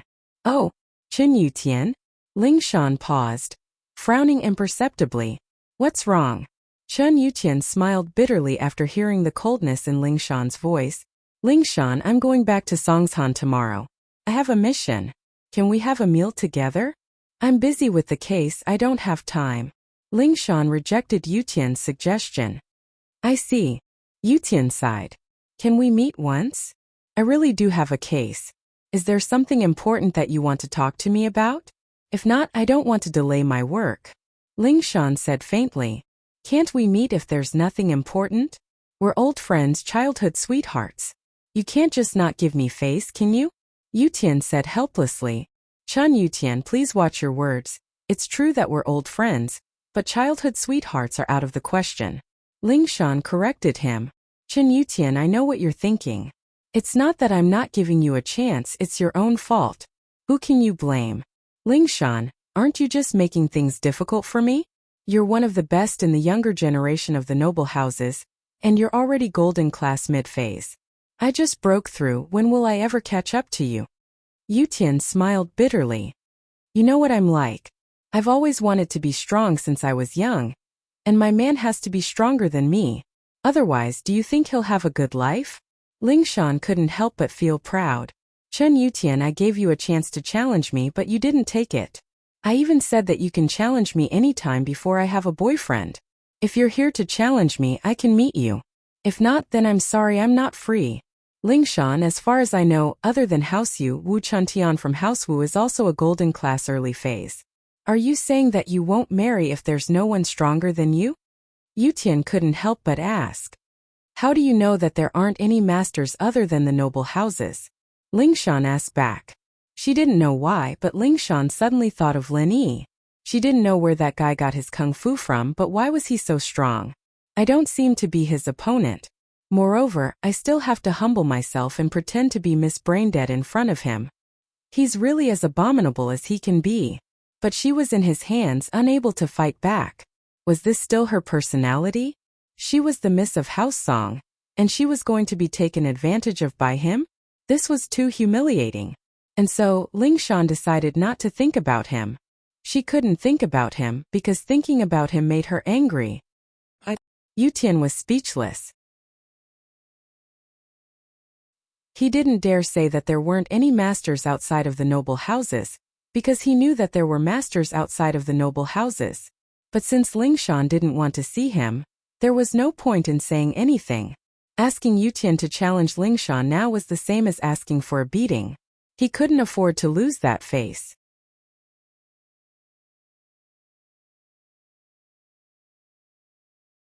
Chapter 618. Yushu's brother, right? I want to tell you a very unfortunate piece of news. I think I've reached the barrier to the late phase of the golden class, and I'm looking for a chance to break through. Ling Shan said faintly. If you want to chase me, then work hard. Of course you can give up because I don't have much feelings for you. Yutian almost threw the phone away when he heard Ling Shan's words. Late phase of the golden class? Was Ling Shan that strong? How did House Song have a genius like her? Yutian took in a breath of cold air. If Ling Shan could reach golden class late phase at such a young age, then House Song's position would definitely skyrocket, and Ling Shan's marriage would be even more important. Who knew what kind of marriage Old Song would arrange for Ling Shan to get married then? Perhaps if they knew that Ling Shan had broken through to the late phase of the golden class, then House Yu would come to see her. Alright, I'll work hard. Yutian was in despair this time. The gap wasn't small at all, and there was no point in being angry. I'm busy, bye. Ling Shan didn't say much and hung up. She didn't have any feelings for Yutian, so she purposely said that she was going to break through to the late phase of the golden class. In reality, she had just reached the middle phase peak, and there was still some distance to the late phase. Ling Shan said that because she wanted Yutian to give up. She didn't like Yutian's personality. She was a strong person herself, but she liked men who were stronger. It was only with men like this that she was willing to let him come to her. Otherwise, she wouldn't feel comfortable. After failing to get a date with Ling Shan, Yutian thought about his old playmates, Jiang Wen and Su Taizao. The fourth young master didn't come to Songshan often, so he didn't get to see them often. Jiang Wen and Taizao had called earlier, wanting to hold a banquet to welcome him, but Yutian didn't agree right away. He asked Ling Shan if she was free first. The four young masters of Songshan were nothing more than a joke to Yutian now. They were just a bunch of kids relying on their family's power to think they were invincible. There was nothing to be proud of. Since he'd chosen the other path, the distance between him and Jiang Wen, Taizao, and the others would only grow bigger and bigger. Although they used to be playmates, they had become estranged from each other. There was no longer the feeling of drinking and fooling around together. The Yutian now was much more mature than before, and this was also because of Ling Shan's rejection that he had no choice but to walk this path. Thinking about it back then was indeed very difficult, but now that he had walked over, he realized that his choice was correct. Only by doing what he was doing could he be considered a man of indomitable spirit. Although the 4 young masters of Mount Songshan had been awe-inspiring, what use was that? Those empty reputations didn't belong to him. Even if they did, they would be cursed. It seemed like the gap between him and Lingshan was getting bigger and bigger. Yutian smiled bitterly. He understood that with Lingshan's personality, normal men wouldn't be able to tame her. They weren't her match in terms of martial arts. Even if she forced herself to be with him due to her family's pressure, Yutian believed that he wouldn't be able to suppress Lingshan in the future. Just like Lingshan said, he wouldn't even be able to do it. His phone rang and Yutian looked at it. It was Zhang Wen. He'd already rejected the invitation yesterday, but Zhang Wen was still so persistent. Of course, Yutian knew exactly what Zhang Wen was thinking. He was inviting him to a banquet, and he had to bring his sister Yushu. If his sister went, Meng Yao would naturally go as well. As Meng Yao's pursuer, Zhang Wen would naturally use this opportunity to get close to Meng Yao. He was just a stepping stone. Yutian knew very well that his life was getting further and further away from Zhang Wen. They weren't on the same path at all, and their relationship wasn't that good at all. Hello, second brother. Yutian picked up the phone, but he still called Zhang Wen second brother. He was the second of the 4 young masters of Mount Songshan. Tian bro, how is it? Have you arranged everything? Do you have time tomorrow night? Do me the honor of meeting us brothers at Starlight Resplendent? Zhang Wen asked with a smile. Yutian's reason yesterday was that he didn't know the schedule yet, and he didn't know if he had time. Haha, alright, tomorrow night it is then. I'll contact you then. Yutian accepted Zhang Wen's invitation because he couldn't get a date with Lingshan. Alright, see you then. Zhang Wen was overjoyed. As long as he invited Yutian, Yushu wouldn't come. As long as Yushu came, Meng Yao would definitely come. He never had a chance to get close to Meng Yao, and Meng Yao didn't want to give him one either. Now he could officially invite Meng Yao and Yushu. How is it, and bro? Is it done, and bro? Tai Zhao asked anxiously. It's done. We'll go visit Meng Yao and Yushu now and ask them to come to our banquet tomorrow night. Zhang Wen nodded with a smile. And bro, this is a good opportunity. I think you should use this chance to confess to Meng. Tai Zhao said. It's a once-in-a-lifetime opportunity. That's true. Do you have any good ideas?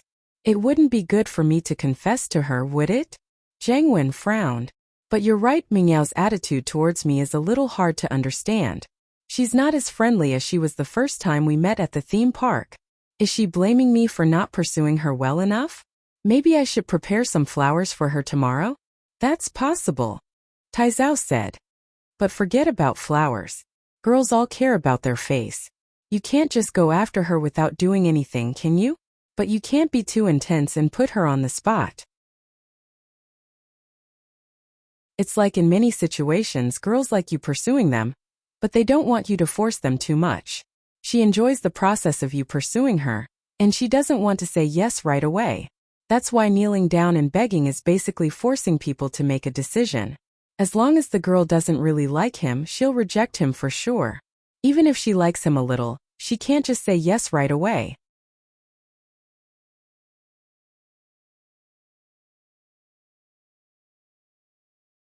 Chapter 619. Zhang Wen's visit. And so, Zhang Wen was thinking that if he were to confess with flowers, Meng Yao might really reject him outright. Their relationship would be strained like that, and it wouldn't look good if he tried to pursue her in the future. Then what do you think I should do? And bro, why don't you say something drunk? An idea came to Tai Zhao. You drink some wine and confess your feelings to Meng Yao. If Meng Yao likes you, she'll be very shy and even want to make sure that you're just talking nonsense after drinking, or that you really mean it. Of course, if Meng Yao doesn't want you to confess, you can just say that you said something drunk. She won't hold it against you, right? It won't be so awkward when they meet again. That's a good idea, Tai Zhao. But you need to help me out tomorrow. Zhang Wen nodded. Shall we go to Meng Yao's house now? Yes, and bro, don't worry. I'll create a suitable opportunity for you tomorrow. Just confess your feelings then. Tai Zhao patted his chest as he promised. Linny wasn't expecting Zhang Wen and Tai Zhao to come at this time. Linny frowned as he looked at the two. And bro, what brings you here at this time? Shu's not feeling well, she's resting upstairs. Linny didn't know if Jangwon was here for Mengyao or for him, so he decided to ask. Haha, we're here for Shu. Since she's sick, then we have to pay her a visit. Jangwon smiled. Taizao, go buy some fruits. Okay, and bro. Taizao picked up the car keys and left, leaving Jangwon standing in front of the villa. Wait a minute, I'll go ask Yao Yao and Shu. Linny was just pretending to be polite to Jangwon, since he wanted to use him to deal with Pinliang. He didn't care too much about him and just left him at the door. Mengyao was already in the living room when Linny got back to the villa, evidently having heard the doorbell as well. Linny, who's here? Is it Faubert? No, it's Jangwon and Taizao. I don't know what they're up to. Linny pointed at the door behind him. Brother Jangwon? Why is he here again? Mingyao's tone was courteous, but it was clear that she didn't want Jangwon to be a guest at her house. How would I know? But they said they were looking for Shu. Linny shrugged. Yao Yao, let them in. My brother will be back tomorrow. They're probably here because of this, right? Yushu came downstairs as well. She was behind Mengyao, standing by the stairs. I thought it was Faubert bringing food. I'm so hungry. I want to eat to my heart's content. Hungry? You're hungry again? You want to eat to your heart's content again? Linny was speechless. She just threw up, and now she was hungry again? Eat to her heart's content again? He didn't know what this Yushu was made of. Did she forget the pain after the wound healed? Yeah, my stomach's so empty I'm growling. Yushu rubbed her stomach as she complained. I puked out too much earlier. It'd be better if I didn't puke out so much. Why don't you eat what you threw up? Mengyao glared at Yushu, finding the topic disgusting. Oh, that's enough for the two of us. Yushu nodded. Mengyao was about to throw up. She was quite hungry, but now she had no appetite at all. Linny went to open the door, and Jangwon walked in with a smile on his face. He wasn't overly enthusiastic when he saw Mengyao, only nodding to her. Yao Yao, I heard that Shu's sick. I'm not sick, Yao Yao just set me up. Yushu was interrupted by Mengyao. She just has a stomach flu, it's nothing, she'll be fine after throwing up. Mengyao wouldn't let Yushu talk nonsense. Oh, I see. Jangwon could tell from Mengyao's tone that she didn't want to talk about it anymore. Shu Tianbro will be back tomorrow. Taizao and I will hold a feast to welcome him.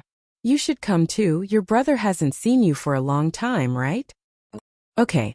Yushu agreed without thinking too much. After all, she hadn't seen her brother for a long time. There was no reason not to go. Mengyao was a little annoyed. Why did Yushu agree just like that? If she went, how could she not go? Didn't Jangwon invite Chen Yutian or him? Only Jangwon himself would know the answer. Yao Yao, you're coming too? Jangwon smiled. Linny, are you free tomorrow? Mengyao didn't answer Jangwon's question. She turned to Linny and said, You come with us. Okay, Linny replied faintly. Jangwon wasn't too happy about Linny going with him, but Mengyao being able to go was already good enough. He couldn't afford to cause more trouble. If he didn't let Linny go, Mengyao would be pissed off and refuse to go. That wouldn't be fun. He smiled. Haha, Yao Yao, I was going to invite Linny bro even if you didn't ask. We're good friends. Is there anything else? Mengyao looked at Jangwon. Jangwon knew that Mengyao was asking him to leave, but he didn't want to. He still wanted to stay a little longer. Let's wait for Taizao. He went to buy fruits and Shu's sick. As her brother, we can't come empty-handed, can we? Oh, tell him to buy some more then, I'm starving. Yushu ordered after hearing that Taizao was going out to buy food. Okay, I'll call him now. Jangwon's eyes brightened. He finally had a reason to stay a little longer. Afraid that Mengyao would interfere, Jangwon quickly took out his phone and dialed Taizao's number. Taizao, Shu's hungry. Go buy some fruits and some dinner too. Go to a few more places and buy a few more dishes. Don't go too little. Jangwon's hint was very clear. As long as Taizao wasn't an idiot, he'd know what he meant. He wanted Taizao to stay a little longer and not come back immediately.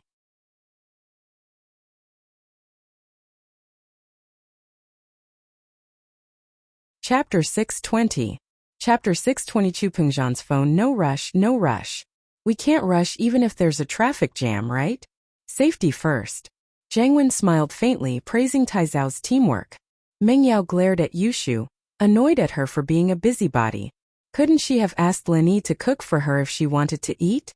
What was she supposed to ask Taizao to buy? Now that this guy was here and not leaving, how annoying was he? Yushu knew that she was in trouble, and she pouted. But she had an idea. She looked at the time. Jiang Wen only had 7 minutes left to flirt with Yao Yao. Jiang Wen kept on talking in front of Meng Yao, and Meng Yao kept on talking to him. Lini naturally didn't feel like staying here any longer, and went back to his room. Jiang Wen wouldn't be able to do anything in the villa, and Lini didn't have to keep an eye on him. Oh, it's time for the cartoon. Today's Saturday, the theatrical version of Happy Goat and Big Big Wolf. Yushu jumped up from the sofa and turned on the TV, changing the channel with the remote. As expected, the familiar music of Happy Goat and Big Big Wolf came from the TV. Jiang Wen had long since gotten used to Yushu's crazy personality. Yushu was pretty, but who could resist a personality like that? Luckily, the one he liked was Meng Yao. Otherwise, he'd be screwed if he got together with Yushu. Jiang Wen ignored Yushu and kept on talking to Meng Yao. Hey, stop talking, I can't hear you. Yushu waved her hand at Jiang Wen impatiently. Why are you so rude? They're watching TV. Jiang Wen was about to explode it. What did his words have to do with Yushu? But he couldn't afford to piss Yushu off, so he didn't dare talk back. First of all, Yushu was from House Chan, a noble house's descendant. Even if he had the backing of the Fire Wolf Gang, he couldn't represent the Fire Wolf Gang. He also didn't have the guts to go against the Chun family.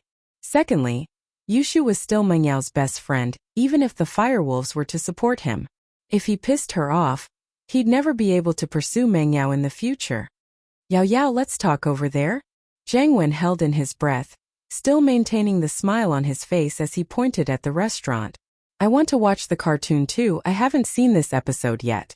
Meng Yao pointed at the TV. Watch it with us. Wah! Jiang Wen almost jumped up from his seat. How old was he? Watching cartoons? If word of this got out, wouldn't he be laughed at to death? This was the first time Meng Yao invited him to do something with her. Watching TV was like watching a movie, wasn't it? He'd just take it as Meng Yao asking him to watch a movie. With that thought, Jiang Wen calmed down. Sure, let's watch it together then. Watching cartoons, of course, meant that he couldn't talk. Jiang Wen hadn't watched this series before, and he couldn't focus on it at all.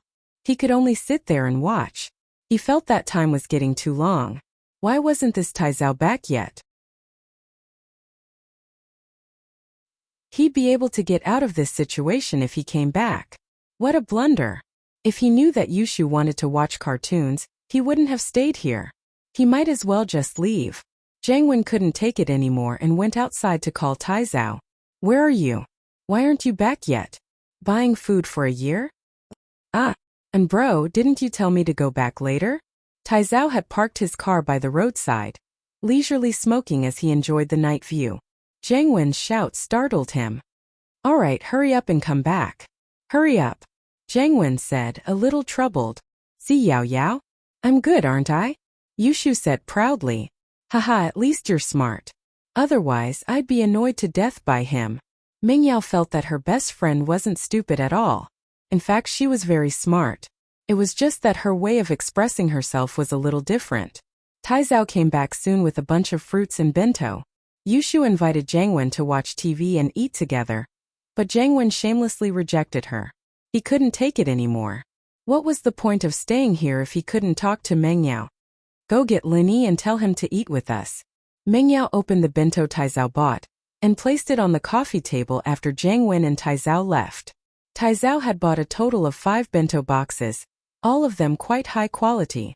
It shouldn't be cheap, and he and Jiang Wen were included as well. Of course, they wouldn't be able to eat it. Oh. Yushu was salivating as she looked at the bento on the coffee table. She didn't even want to stand up. She wanted to eat it right away. Meng Yao saw that Yushu wasn't reacting, and sighed helplessly. She got up and called Lini, knocking on Lin Yi's door twice. Lini, come eat. Meng Yao didn't know why she had to call Lin Yi. Perhaps it was because he cooked for her and Shu every day, and she couldn't just call him when she was eating? That would be too ungrateful. They're gone. Lin Yi was lying on the bed, texting Tang Yin, telling her that he'd contacted Erguden, and that the medicine would be here soon. He told her not to worry about Juqing's injuries. Let's go. Taizao bought some bento. Do you want some? Meng Yao pointed at the bento on the coffee table. Yeah, we don't have to prepare dinner tonight anyway. Linny walked out with Meng Yao.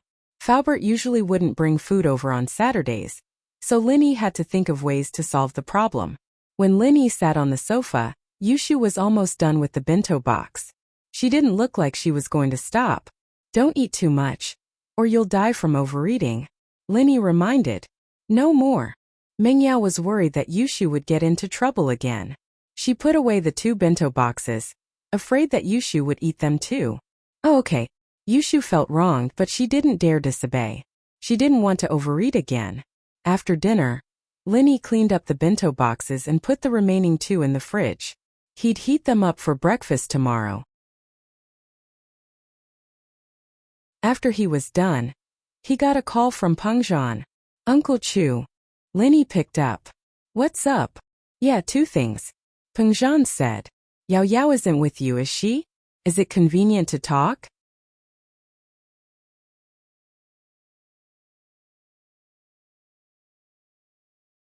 Chapter 621. I have shield Brolini glanced at Meng Yao and Yushu who were watching cartoons in the living room. He lowered his voice and said, They're watching cartoons in the living room. If there's anything, just tell me, Uncle Chu. Alright, the first thing is about you. Pengzhan didn't beat around the bush and said, Sihua came to me today and asked me about your injury and background. I didn't say anything, but I don't know if he guessed anything from my vague words. I don't think Zhao Qibing will let this go so easily. He's definitely going to do something to you. You have to be prepared. Ask about me? Linny smiled. It's nothing. Just ask then. If they want to do something to me, they can come to me. Linny was a little wary of the people around Zhao Qibing, but he wasn't afraid of them. Although he was injured quite badly from the fight, he had the Jade training space. Linny didn't believe that Uncle Zhu had something like that. Even if he used a large amount of treasures, he wouldn't be able to recover without at least a year and a half according to what Zhao Lao said. So Linny wasn't afraid of Zhao Qibing's revenge at all. Send as many masters as you want. I'll run after we're both injured. I'll run back, and when I've recovered the next day, I'll continue to fight with the masters around you. I don't believe that you have an endless supply of masters around you.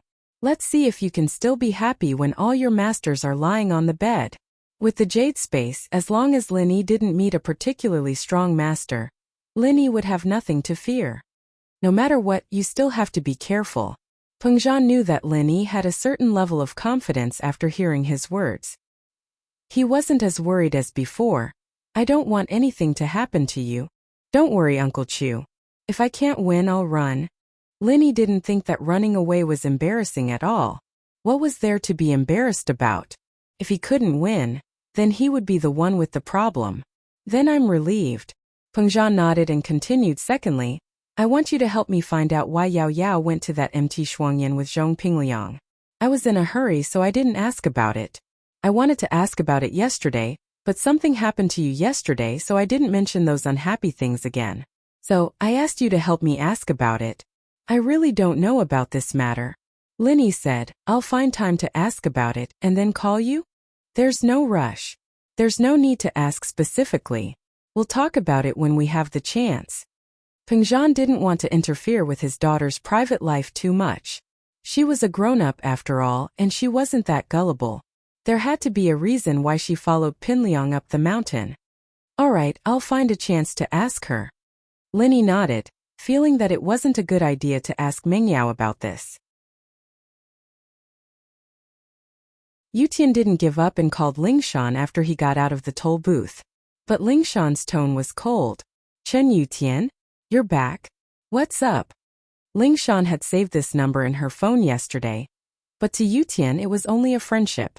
Nothing, I just wanted to tell you that I'm back.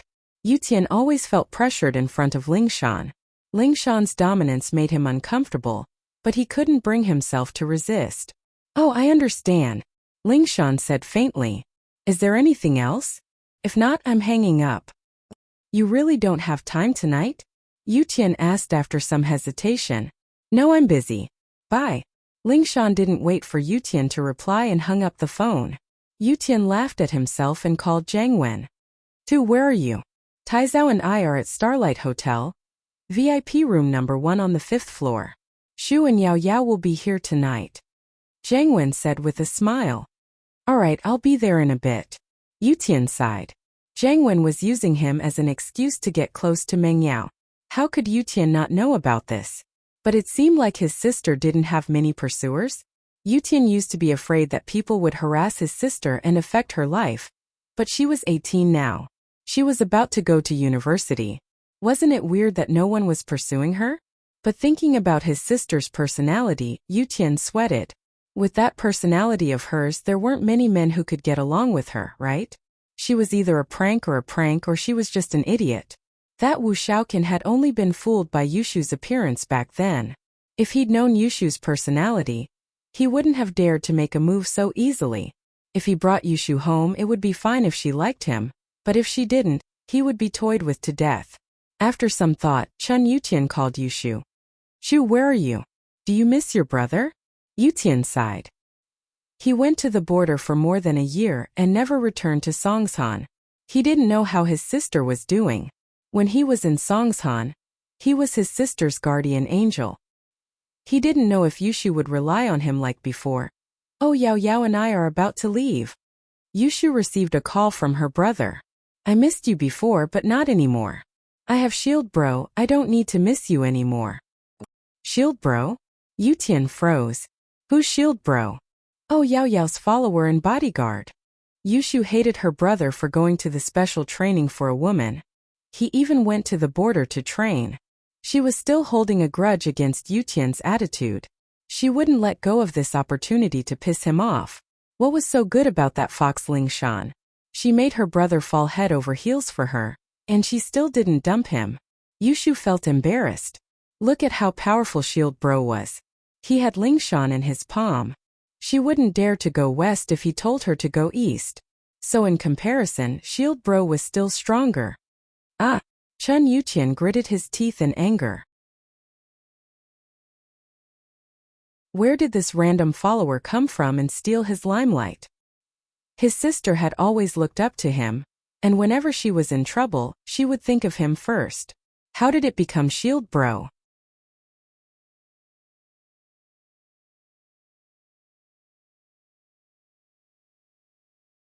Chapter 622.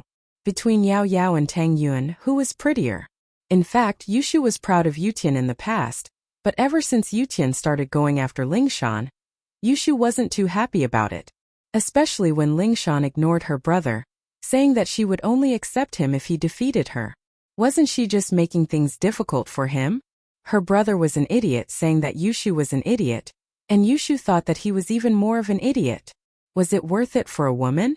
After a year of special training, 2 years of experience, it seemed like he was still no match for that fox Ling Shan. Otherwise, her brother would have gotten her already, and wouldn't be so low profile. It was a dinner party, a formal one at that. Yushu was dressed in a cute Lolita style, while Meng Yao was more on the innocent side. She looked a little older than Yushu, but Meng Yao looked a little older than Yushu. Shu, are you ready? We're leaving. Meng Yao knocked on the door of the dressing room. Oh wait, I'll be ready soon. It was rare for Yushu to dress up formally, and it was only because her brother was back that she dressed up properly. Although she seemed cold towards her brother's return, she really missed her brother. After all, they hadn't seen each other for more than a year, not even for Chinese New Year. Oh, Meng Yao wasn't in a rush. Since she was attending Zhang Wen's banquet, she didn't have a good sense of time. It didn't matter if it was earlier or later. Linny took Meng Yao's Audi S5 out of the garage and parked it in front of the villa, waiting for Yushu and Meng Yao. His phone rang and Linny thought that it was Zhang Wen calling to rush him.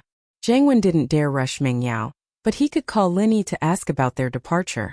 However, Linny was surprised when he looked at the caller ID. It was Ling Shan. Hello? Miss Braindead, what's up? Instinctively, Linny knew that Ling Shan wasn't looking for him for anything good, so his tone wasn't polite at all. Ling Shan's face froze. It had been a long time since she'd heard the nickname Miss Braindead, and she'd almost forgotten that she was Miss Braindead. However, she wasn't annoyed. She took a deep breath and tried to sound cute. Yeah, Miss Braindead has something to ask of you. Ha! What is it? Linny wanted to laugh every time Lingshan called herself that. Was this considered flirting between lovers? Ever since the kidney trafficking organization's transit point was destroyed, we haven't found any other clues, Lingshan said helplessly. But the criminal organization hasn't stopped their footsteps. They've shifted their target to the villages near the city. In the past week, there have been 2 cases of kidney removal at Kayazi village in the east and Shimbu village in the west. My boss has given me an order to solve the case in 2 weeks, or I'll be sent home. Oh, I see. Linny replied faintly. Hey, you won't let Miss Braindead lose her job, will you? Take pity on her and think of a way to help her get through this? Lingshan felt like her teeth were going to fall off from the sourness, but she said it so naturally without any hesitation at all. Since when did she feel that it was natural for her to lower her voice in front of Lin Yi? What can I do? Lin Yi heard Lingshan's pitiful words, but he really couldn't do anything. He couldn't just leave Meng Yao and Yushu to help her solve the case, could he? The miss would be furious again. You won't leave her to die, will you? Lingshan was really starting to panic. She'd just been scolded by her leader today, and if she couldn't solve the case in 2 weeks, she wouldn't lose her job like she said, but she wouldn't have the face to be the captain anymore. I'll keep an eye out for you. Linny agreed after some hesitation. Lingshan's attitude made it hard for Linny to reject her. Whether it was for Huaijuan's sake or his personal relationship with Lingshan, Linny couldn't just ignore her. Okay. Call me if you have any news. Miss Braindead's phone is on 24/7. Lingshan was very happy when she heard Lin Yi's answer.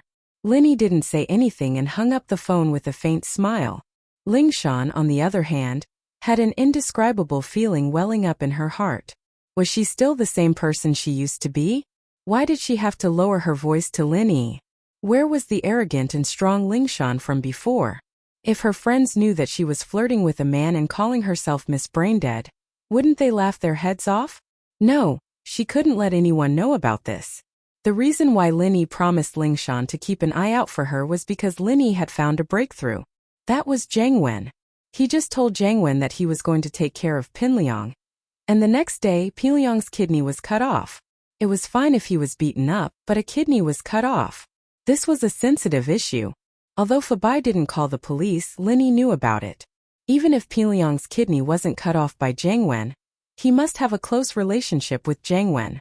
Zhang Wen must have been in contact with the kidney trafficking organization. Because of this, Linny agreed to Lingshan's request. Although Lingshan made it sound pitiful, Linny didn't like to do things he wasn't confident in. Since he was having dinner with Zhang Wen today, Linny could ask Zhang Wen about his relationship with the kidney trafficking organization. Not long after hanging up, Meng Yao and Yushu came out of the house. When the 2 girls appeared, Linny was stunned. The 2 girls were already very beautiful without dressing up. Today they were going out for dinner and dressed up. Linny couldn't help but be stunned. What are you looking at? Meng Yao saw that Linny was staring at her. Although she scolded Linny, she was secretly happy. He finally knew that there were 2 pretty girls at home? Ha! Linny smiled and retracted his gaze. Yao Yao sis is prettier than Tang Yun, right? Yushu asked with a smile.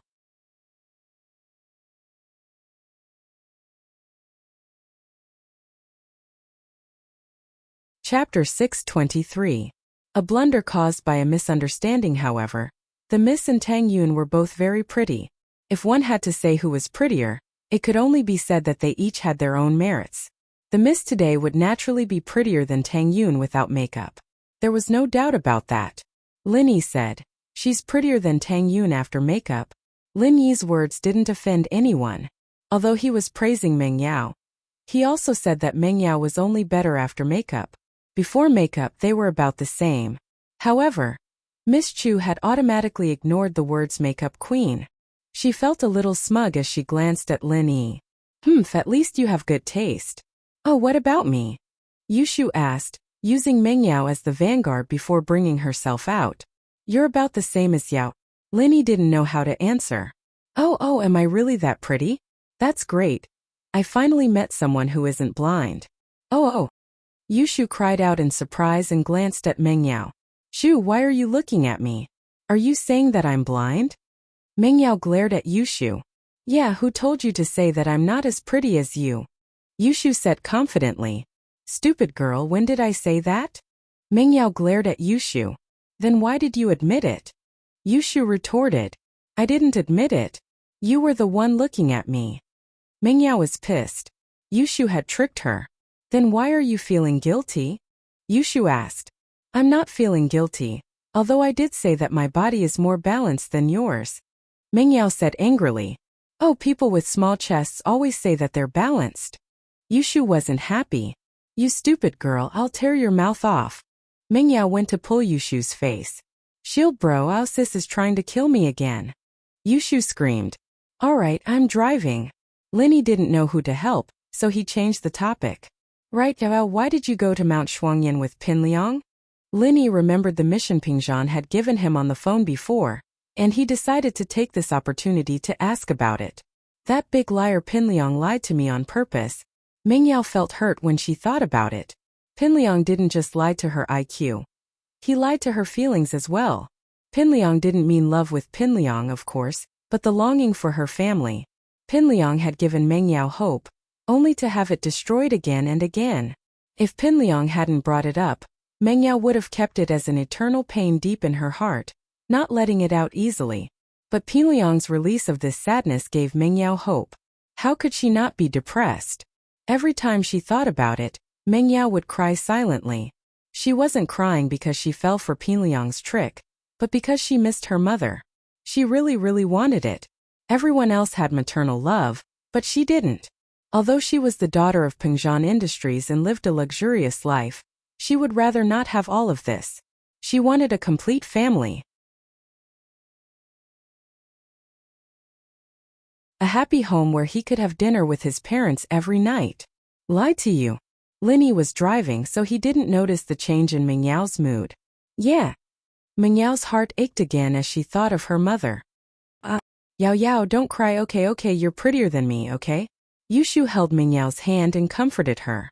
Yushu would argue with Meng Yao about meaningless things sometimes, but she still missed Meng Yao a lot.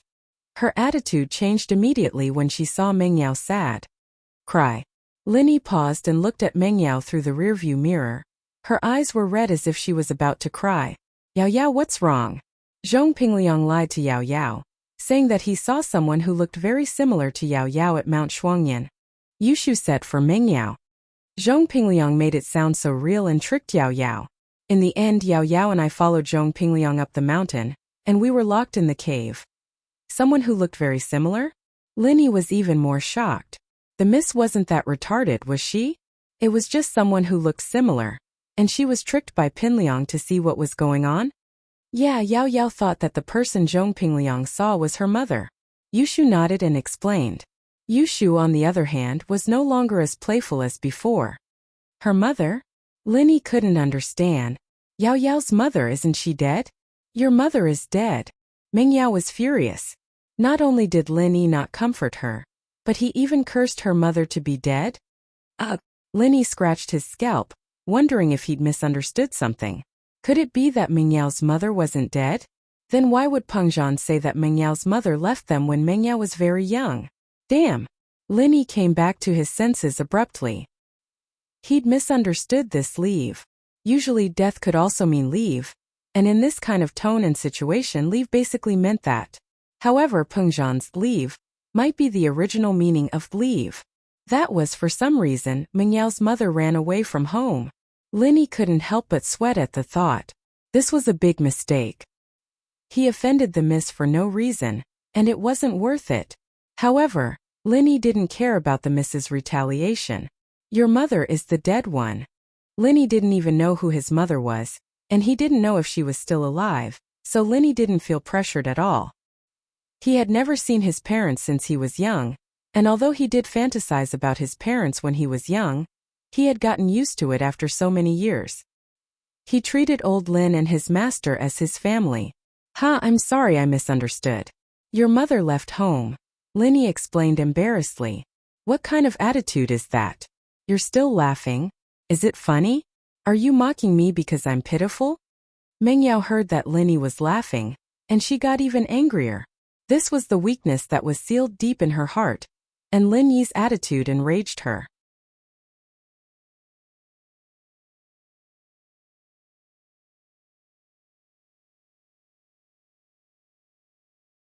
Chapter 624. Chen Yutian, ah? Lin Yi's words stunned both Mingyao and Yushu. Lin Yi had never told the Miss and Yushu about his background, and they didn't think much about it. Now that Lin Yi told them about it, they realized that Lin Yi had such a tragic background. He was an orphan? Oh my God! How did he survive all these years? He looked like he didn't care about anything, but could it be that he had a sad side that no one noticed? A woman's natural motherly instinct made the Miss feel pity for Lin Yi. Yes, she was nothing compared to him.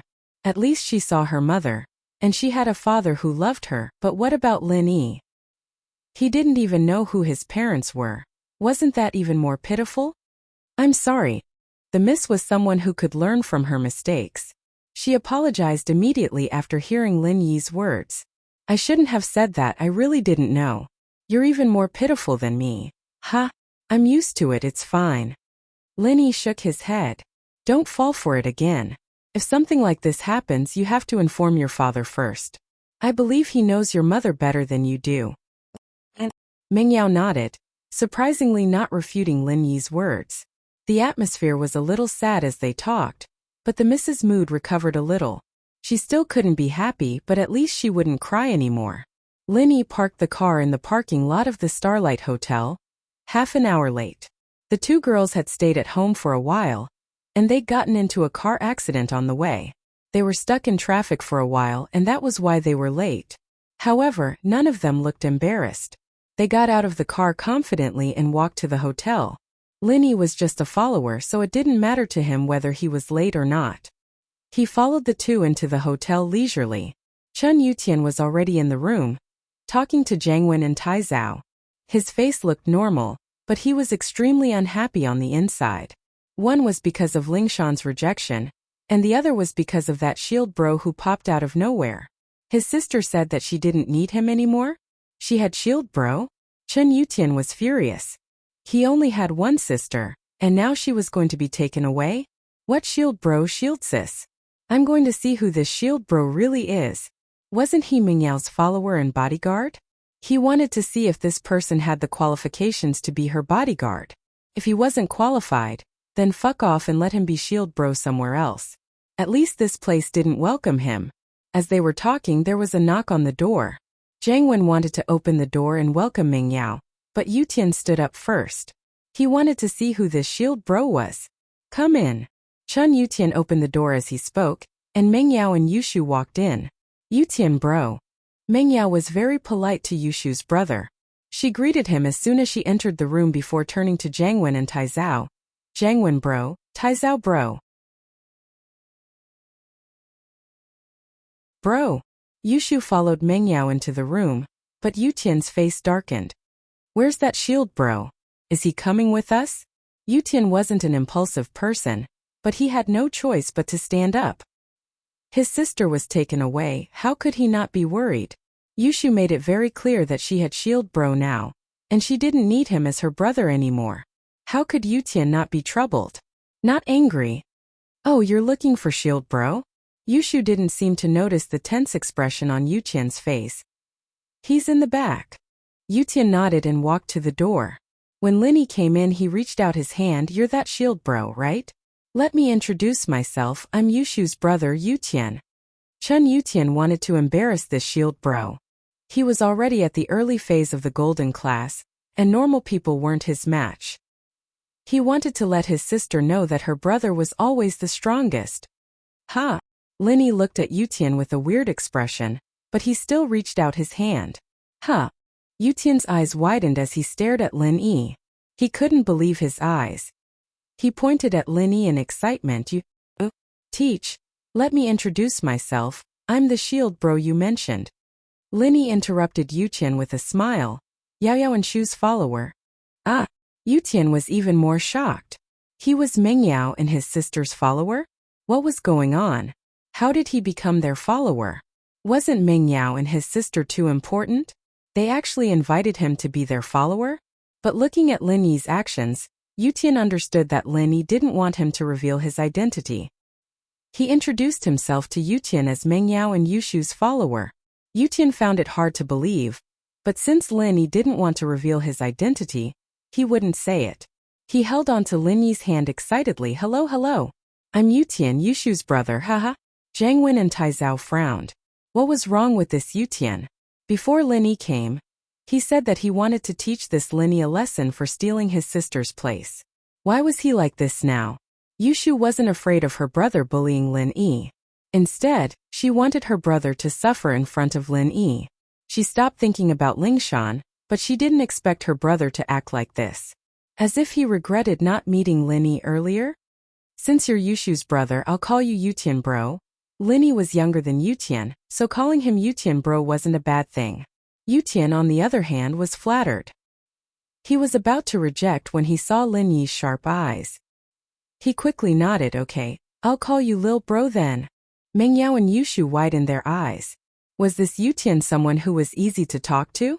Even if Lin Yi was their follower and bodyguard, Yutian didn't have to thank Lin Yi for protecting them every day, did he?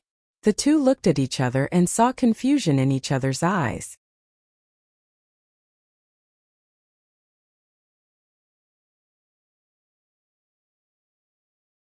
Chapter 625. Drowning his sorrows in wine even if he was defeated by Lingshan today, and he was pissed off by Shield Bro, and he was surprised when he saw Lin Yi. Yutian felt that he couldn't stay calm. It seemed like his years of training weren't enough. On the other hand, Lin Yi was still expressionless, as if he didn't know him. Yutian couldn't help but sigh. The gap between them was something he would never be able to catch up to. Yushu was also curious about her brother's attitude towards Lin Yi. Why didn't he seem to be hostile towards Lin Yi? Was it because Shield Bro was too weak that her brother couldn't bring himself to be hostile towards him? Or was it because he was too strong that her brother didn't dare to be hostile towards him? After they sat down, Zhang Wen told the waiters to start serving the dishes and ordered quite a lot of red wine. Since the food was prepared beforehand, it didn't take much time for Meng Yao and the others to arrive and serve the food on the table. Yutian bro, I didn't think that you're a major now. We've all grown up. As the host today, Zhang Wen naturally raised his glass first. In the blink of an eye, we're about to start our own families. I miss those carefree days. Haha, people have to grow up eventually. Yutian raised his glass as well, but he felt bitter in his heart. If it wasn't for Lingshan, he wouldn't have walked the path of righteousness, right? Would he still be as spoiled as before? Yutian could never forget Lingshan's look of disdain. That hatred towards spoiled young masters came from the bottom of her heart. This was also the reason why Yutian pulled himself together. However, Yutian still couldn't surpass Lingshan. No matter how hard he tried, he started too late. He wasn't as good as Lingshan, and naturally, he couldn't catch up no matter how hard he tried.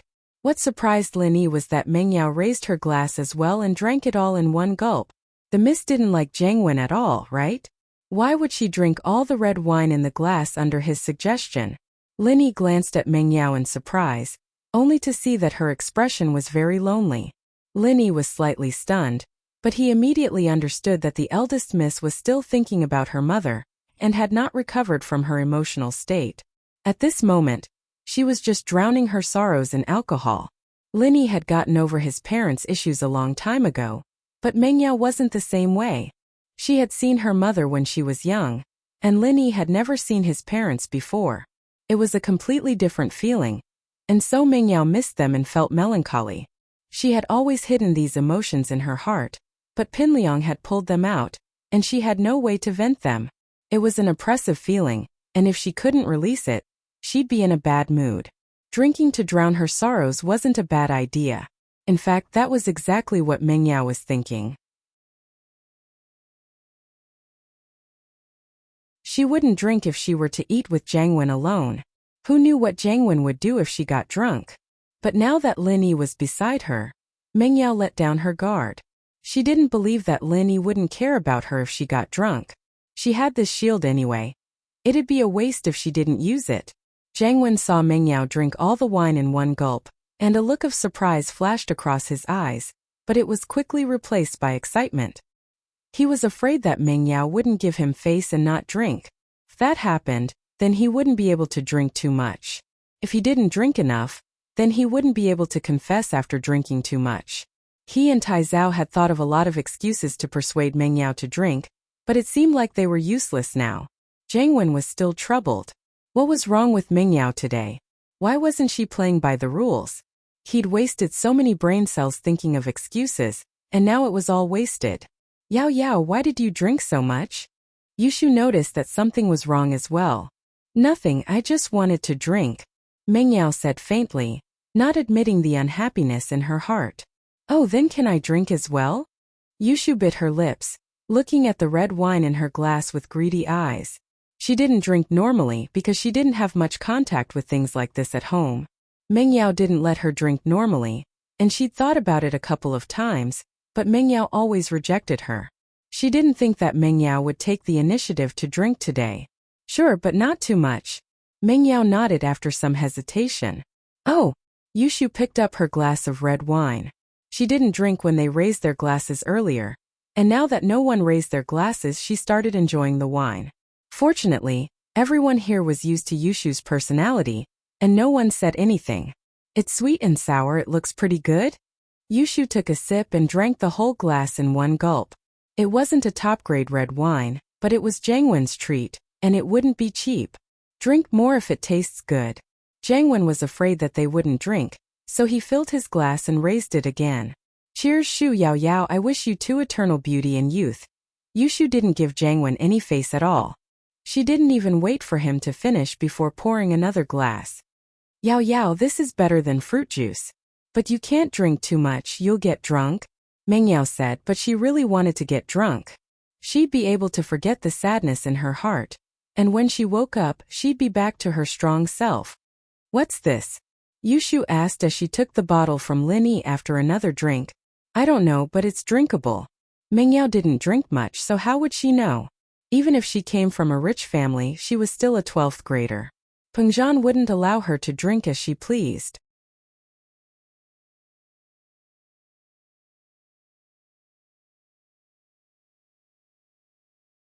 Chapter 626. More bottles?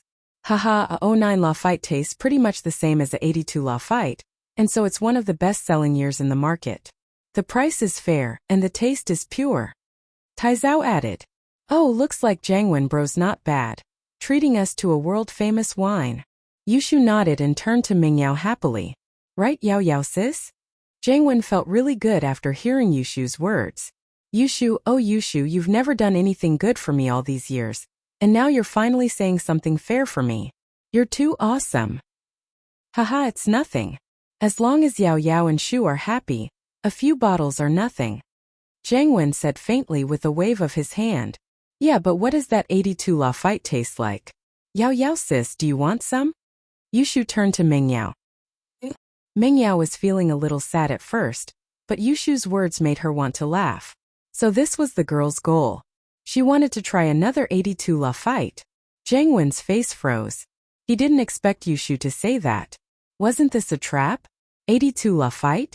The market price of that wine was over 150,000, and in this Starlight Hotel, it was sold for 300,000.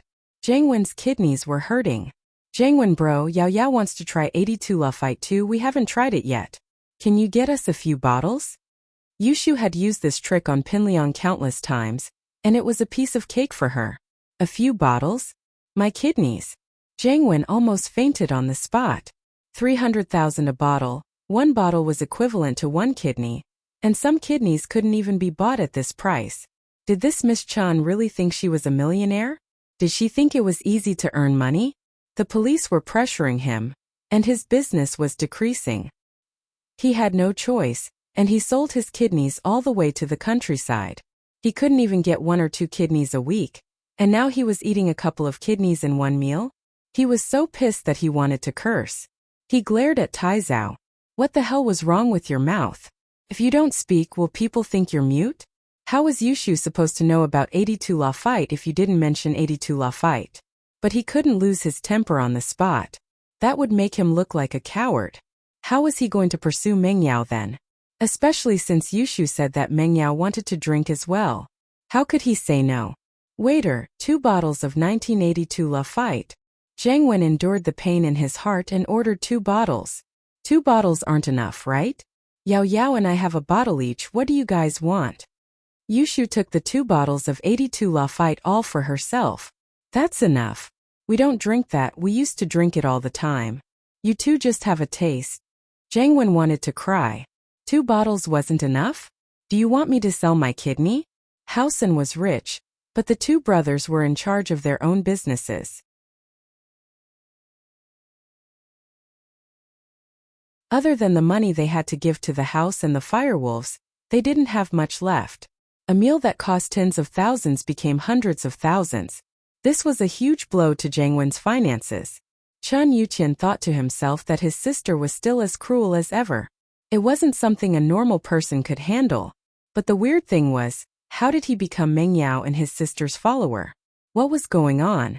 With his strength he could protect any big shot, but why did he have to protect 2 little girls? But Linny clearly didn't allow him to reveal his identity, so Yutian didn't dare to ask.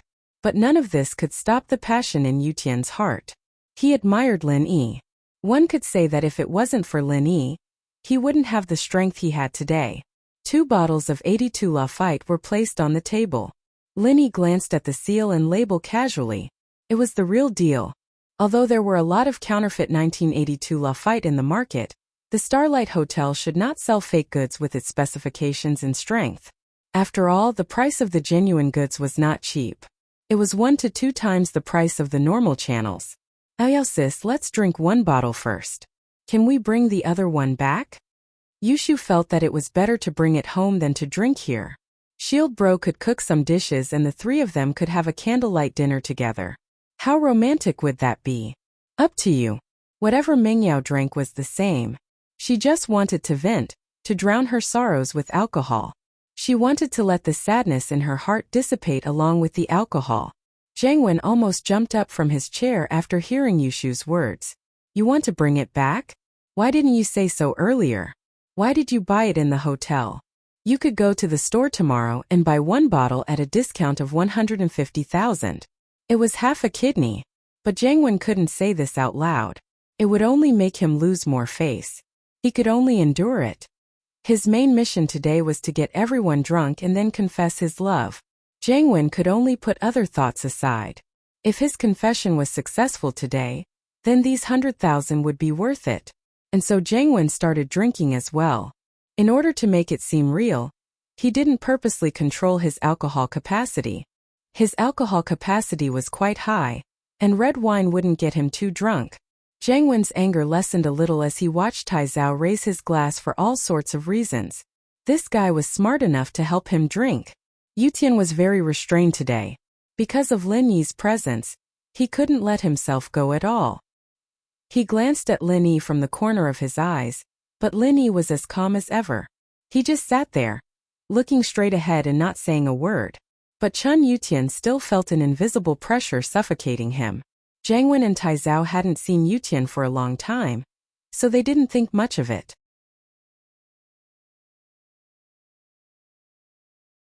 They thought that Yutian's personality changed after he joined the army.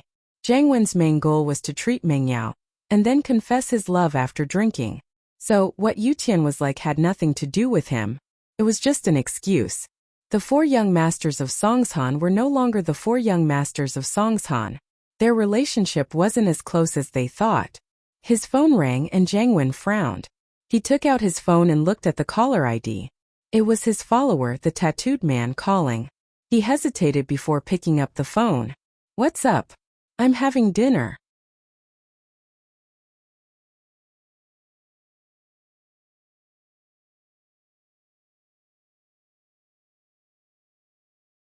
Chapter 627. Tipping off weight. Jiang Wen couldn't even tell Tai Zhao what he'd done, so he couldn't say it in the room. He stood up and said to the people in the room, I'm going to take a call, everyone drink first. With that, he got up and left the room. Lin Yi's hearing was amazing, but he couldn't hear what Jiang Wen was saying. He could only vaguely make out the word police. He'd been paying attention to Jiang Wen in the first place, and his instincts told him that there was something wrong with this call. After Jiang Wen left, Lin Yi stood up as well. I'm going to the washroom. Tai Zhao didn't know that Jiang Wen's phone was behind his back, and he thought that Jiang Wen was trying to maintain his gentlemanly image in front of Meng Yao, because it was impolite to make a call in the room. He didn't even look at Linny when he left the room. As far as he was concerned, Linny was just a small bodyguard, not worth mentioning. He was only being polite to Linny so that he could help Jiang Wen pursue Meng Yao. Linny broke Master Bing's legs, and even tore down Master Bing's skyscraper. Tai Zhao was there with Jiang Wen at Master Bing's completion ceremony, and he couldn't believe it. How was Linny still alive? After offending Master Bing, would he still be able to leisurely eat with Meng Yao and Yushu? Didn't Master Bing take revenge? But as weird as it was, Jiang Wen only smiled faintly when he told Tai Zhao about it, not explaining anything. Tai Zhao didn't know, but Jiang Wen did. Sihua had revealed that 2 of his golden class masters had died under Lin Yi's hands. Lin Yi wasn't a normal person, was he? If he were just a normal bodyguard, why would Jiang Wen pay him back? He'd suffered a few times in Jiang Wen's hands, and he'd still call him brother? Was there something wrong with his head? Jiang Wen's bodyguards weren't there yet, and he wouldn't mess with Lin Yi for no reason. As for why Master Bing didn't make a move, perhaps he was afraid? After all, Lin Yi and Sihua were enemies that couldn't be resolved. Of course, this had nothing to do with Jiang Wen. All he cared about was the family business and whether or not he could get Meng Yao. Nothing else mattered to him. After leaving the room, Jiang Wen walked to the end of the hallway, step by step, until there was no one around before continuing the call. Although he was a little drunk, he was still very cautious. There were some things that he absolutely could not let others know. He regretted cutting out one of Pinliang's kidneys. Of course, he didn't regret offending Master Bing and Sihua because of Pinliang. What he regretted was that he shouldn't have cut off Pinliang's kidney. Crippling him or even crushing his balls was better than cutting off a kidney. Wouldn't that expose him easily? Fortunately, Fabai didn't call the police, and Sihua had a working relationship with him, so this matter was temporarily suppressed. Otherwise, something bad might happen. Why do you have to ask me about such a small matter? Just keep an eye on him, we'll talk about it after a while. Jiang Wen was in a hurry to confess to Meng Yao, so he was a little impatient with the tattooed guy. When bro, the firewolves are rushing us. They're short on supplies. Why don't we spend some money to buy some? Some of those farmers are short on money. If we spend money to buy a kidney, we should be able to get some. The tattooed guy said carefully. By my ass, where's the money? Jiang Wen's heart was bleeding when he thought about how he had spent hundreds of thousands on today's meal. How would he be willing to spend money to buy a kidney? How many kidneys would he have to cut to cover the cost of today's meal? The tattooed guy didn't expect Jiang Wen to be this angry. He didn't dare to say anything. Useless thing, Kaiaxi village is no good. Can't you go to another village? I heard that the Bin village in the north is also very poor. Many people are undocumented, and they don't even have a household registration. Can't you go there? Jiang Wen said impatiently. Yes. We'll go to Bin village next. The tattooed guy replied quickly. All right, don't call me if there's nothing important.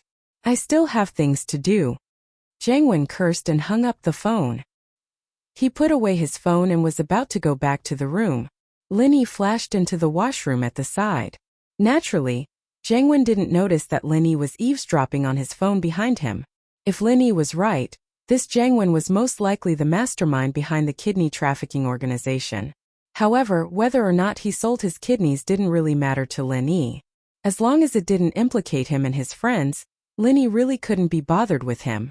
However, since Lingshan came to him for help, and Lin Yi also agreed to help her, so Lin Yi decided to help her this once. Seeing that there was no one in the washroom, Lin Yi dialed Lingshan's number. In fact, this floor was full of luxurious rooms, and every room had its own washroom. Therefore, there weren't many people in the public washroom. Other than the waiters, the customers didn't have to go to the public washroom. Lin Yi. Lingshan received Lin Yi's call. She was inexplicably surprised. Although she didn't know why Lin Yi was looking for her, her instinct told her that it must be something good. There's a Bin village in the north of the city. You can pay attention to it. Lin Yi didn't waste any time and directly told Lingshan the news he heard from Jiang Wen. Bin village. Lingshan was stunned. but she immediately understood what Linny meant. Could it be that it was the next target of the kidney trafficking organization? Lingshan was excited. Although she was curious how Linny got the news, she was smart enough not to ask. Lingshan had seen Lin Yi's uniqueness firsthand, and as an obedient and lovable Miss Braindead, she knew that Linny wouldn't like it if she kept asking him questions all the time. Alright, I still have something to do.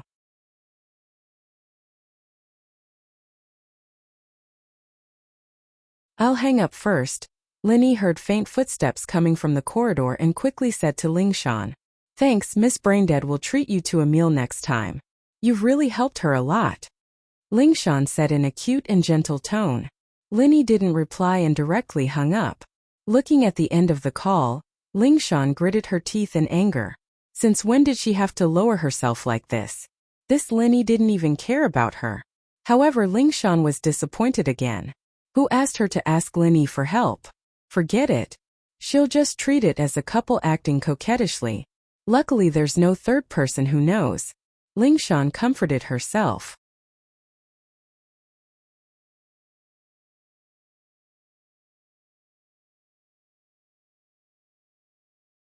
Chapter 628. Reporting to you after leaving the office, Lingshan changed her gentle demeanor and turned to the captains. "Turn off your phones and get ready for the meeting. We have an urgent mission tonight." "Yes, Captain Song." The captains were troubled by the kidney trafficking case as well. This was the worst case that had happened in Songshan in the past few years, and even the provincial leaders had ordered the criminal investigation team to solve the case as soon as possible, in order to minimize the negative effects of the criminal organization. Otherwise, the people in the city would be in a state of panic. Children wouldn't even dare to go to school by themselves. Even the kidney trafficking organization had become a terrifying code name. If a child cried, the parent would use the kidney trafficking organization to scare the child, and the child would immediately stop crying. The negative effects of the case had reached a certain level, and so the criminal police team had been working overtime to analyze the case and look for clues, but the progress was minimal. After all, this wasn't an individual crime, but a criminal organization with a tight organization and distribution channels. A criminal organization like this was the hardest to find evidence and clues, because they would only make their move when they were looking for a kidney source, and after that they would perform the surgery in their own territory to remove the kidney, and then have their own distribution channels to sell the kidney. During this time they wouldn't contact a third party, and so there were no traces to follow. "Captain Song, you found a clue?" Lu Wongli was the closest to Lingshan, and so when he saw the serious expression on Lingshan's face, his heart skipped a beat. Could it be that there was a breakthrough in the case? "Yeah, at least there's a clue," Lingshan said proudly as she looked at everyone's respectful gazes. Lingshan felt that her acting like a spoiled brat wasn't for nothing. There's a clue. Everyone had a vague guess, but they weren't sure. After all, the case was too complicated. They admired and looked forward to Lingshan, but to say that Lingshan had found a clue just by staying in the office for a while was a little too unbelievable. After all, Lingshan was still at her wits' end during the meeting in the afternoon, and was scolded by the leaders. If it wasn't for Huaijuan, the entire criminal investigation team would have been scolded. "I received a tip-off and found out the next location of the criminal group." Lingshan wouldn't reveal the exact location before the action. These men were all trained by Huaijuan and could be trusted, but it was better to be safe than sorry. Who knew how long it'd take for them to get their hands on the information? Next, we'll talk about the plan. Let's brainstorm, everyone. If we arrest them directly, it might be the same as last time. They are all small fries and won't be of any help to the case. Everyone nodded after listening, and began to express their opinions on the operation plan. Not long after Linny hung up the phone, he heard the footsteps at the door getting closer and closer. The person was obviously coming to the bathroom. Linny was a little puzzled. Who would want to go to the washroom? He thought it was a waiter, but the person who came made Linny slightly stunned. It was Chun Yutian. Linny smiled bitterly. He knew that Chun Yutian was here for him, or else he wouldn't come to the public washroom. "Sir, Special Training Team 0197 reporting for duty." Chun Yutian stood up straight and solemnly saluted to Lin Yi. His words were crisp and clean. "Ha! Linny smiled faintly but didn't reply. He shrugged. I'm just a follower, not your instructor. Linny didn't return the salute, which meant that Linny had abandoned his previous identity. Chun Yutian's salute was wasted. His expression froze, but he didn't show any disrespect. Sir, after you left, I heard that you went on a special mission. How come? I came back a long time ago. Lin Yi's tone was still indifferent. I've said it before. I'm not your instructor now. I'm Mingyao's follower and of course your sister's follower too. She calls me Shield Bro, you can call me that too. Or if you're older than me you can call me Shield Bro or Lin Yi. So the instructor's name is Lin Yi. Today was the first time Chun Yutian heard Lin Yi's real name. In the special training team, Lin Yi's code name was Eagle, and all the members called Lin Yi Instructor or Instructor Eagle. Alright, I should go back. Lin Yi didn't want to talk about the past, so he waved his hand and left the washroom. How did the instructor become my sister's follower? Chun Yutian couldn't understand this logic, but he couldn't do anything if Lin Yi didn't want to talk about it. He dreamed of meeting the instructor again one day and asking him to teach him a thing or two, but now that he met Lin Yi didn't want to talk about his previous identity. Chun Yutian couldn't bring up his request. Lin Yi went back to the room, and Jiang Wen continued to drink as usual. He didn't say anything when Lin Yi came in, because he didn't expect Lin Yi to tip Ling Shan off. Let's play something fun after drinking, shall we? What's the point of just drinking? Tai Zhao said, what do you guys say? He really was a little drunk. He didn't control his alcohol tolerance, so he was in a daze right now. But it was also because of this that it was more realistic and people couldn't see through it. Otherwise, with Meng Yao's intelligence, she would definitely see through it and think that it was an act. What do we play? What do you think? Jiang Wen looked at Meng Yao and Yushu. Do you guys have any suggestions? It's fun.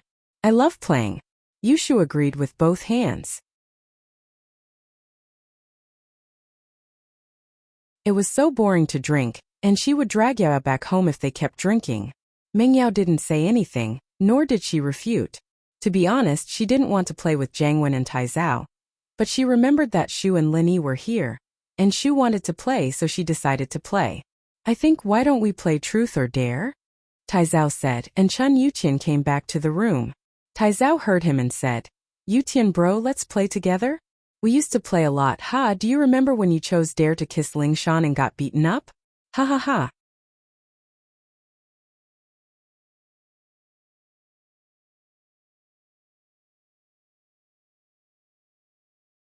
Chapter 629. How embarrassing. Yutian's face darkened. This was something he'd done when he was younger, something Tai Zhao had planned, making him choose Dare and kiss Ling Shan, but he'd gotten beaten up by Ling Shan instead. And this Tai Zhao was treating it as a joke? But seeing that Tai Zhao was drunk as well, Yutian didn't do anything out of respect for each other. Lin Yi, on the other hand, was taken aback. Yutian was Ling Shan's pursuer? It seemed like Ling Shan wasn't that interested in him. Lin Yi wondered how Ling Shan would react if he kissed her. There was a high chance that he would swallow the humiliation. What's Truth or Dare? Lin Yi had never heard of this game, nor had he played it before. Haha, it seems like Lin Yi bro hasn't played it before. Tai Zhao explained the rules. Jiang Wen said, alright, it's very simple. Tai Zhao said, Truth or Dare is a game for many people to play together.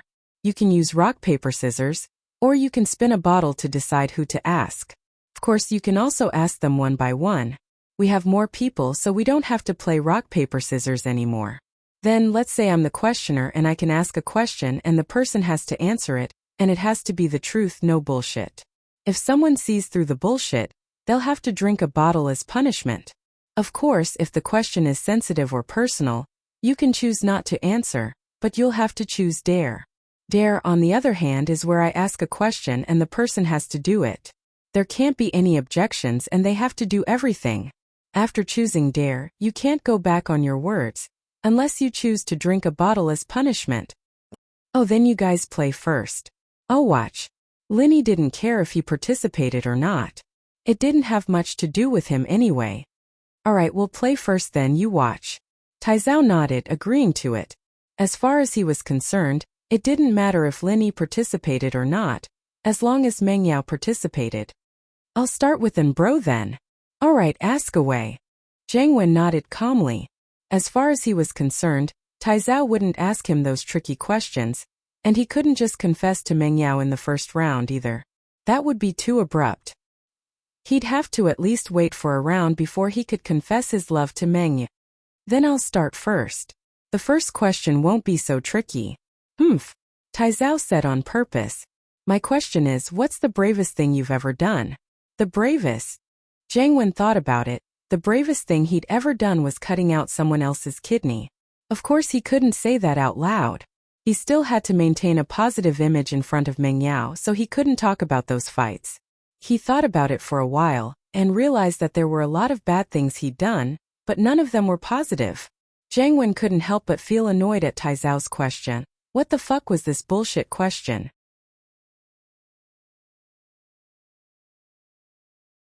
But he had to answer it, or it wouldn't be truth or dare anymore.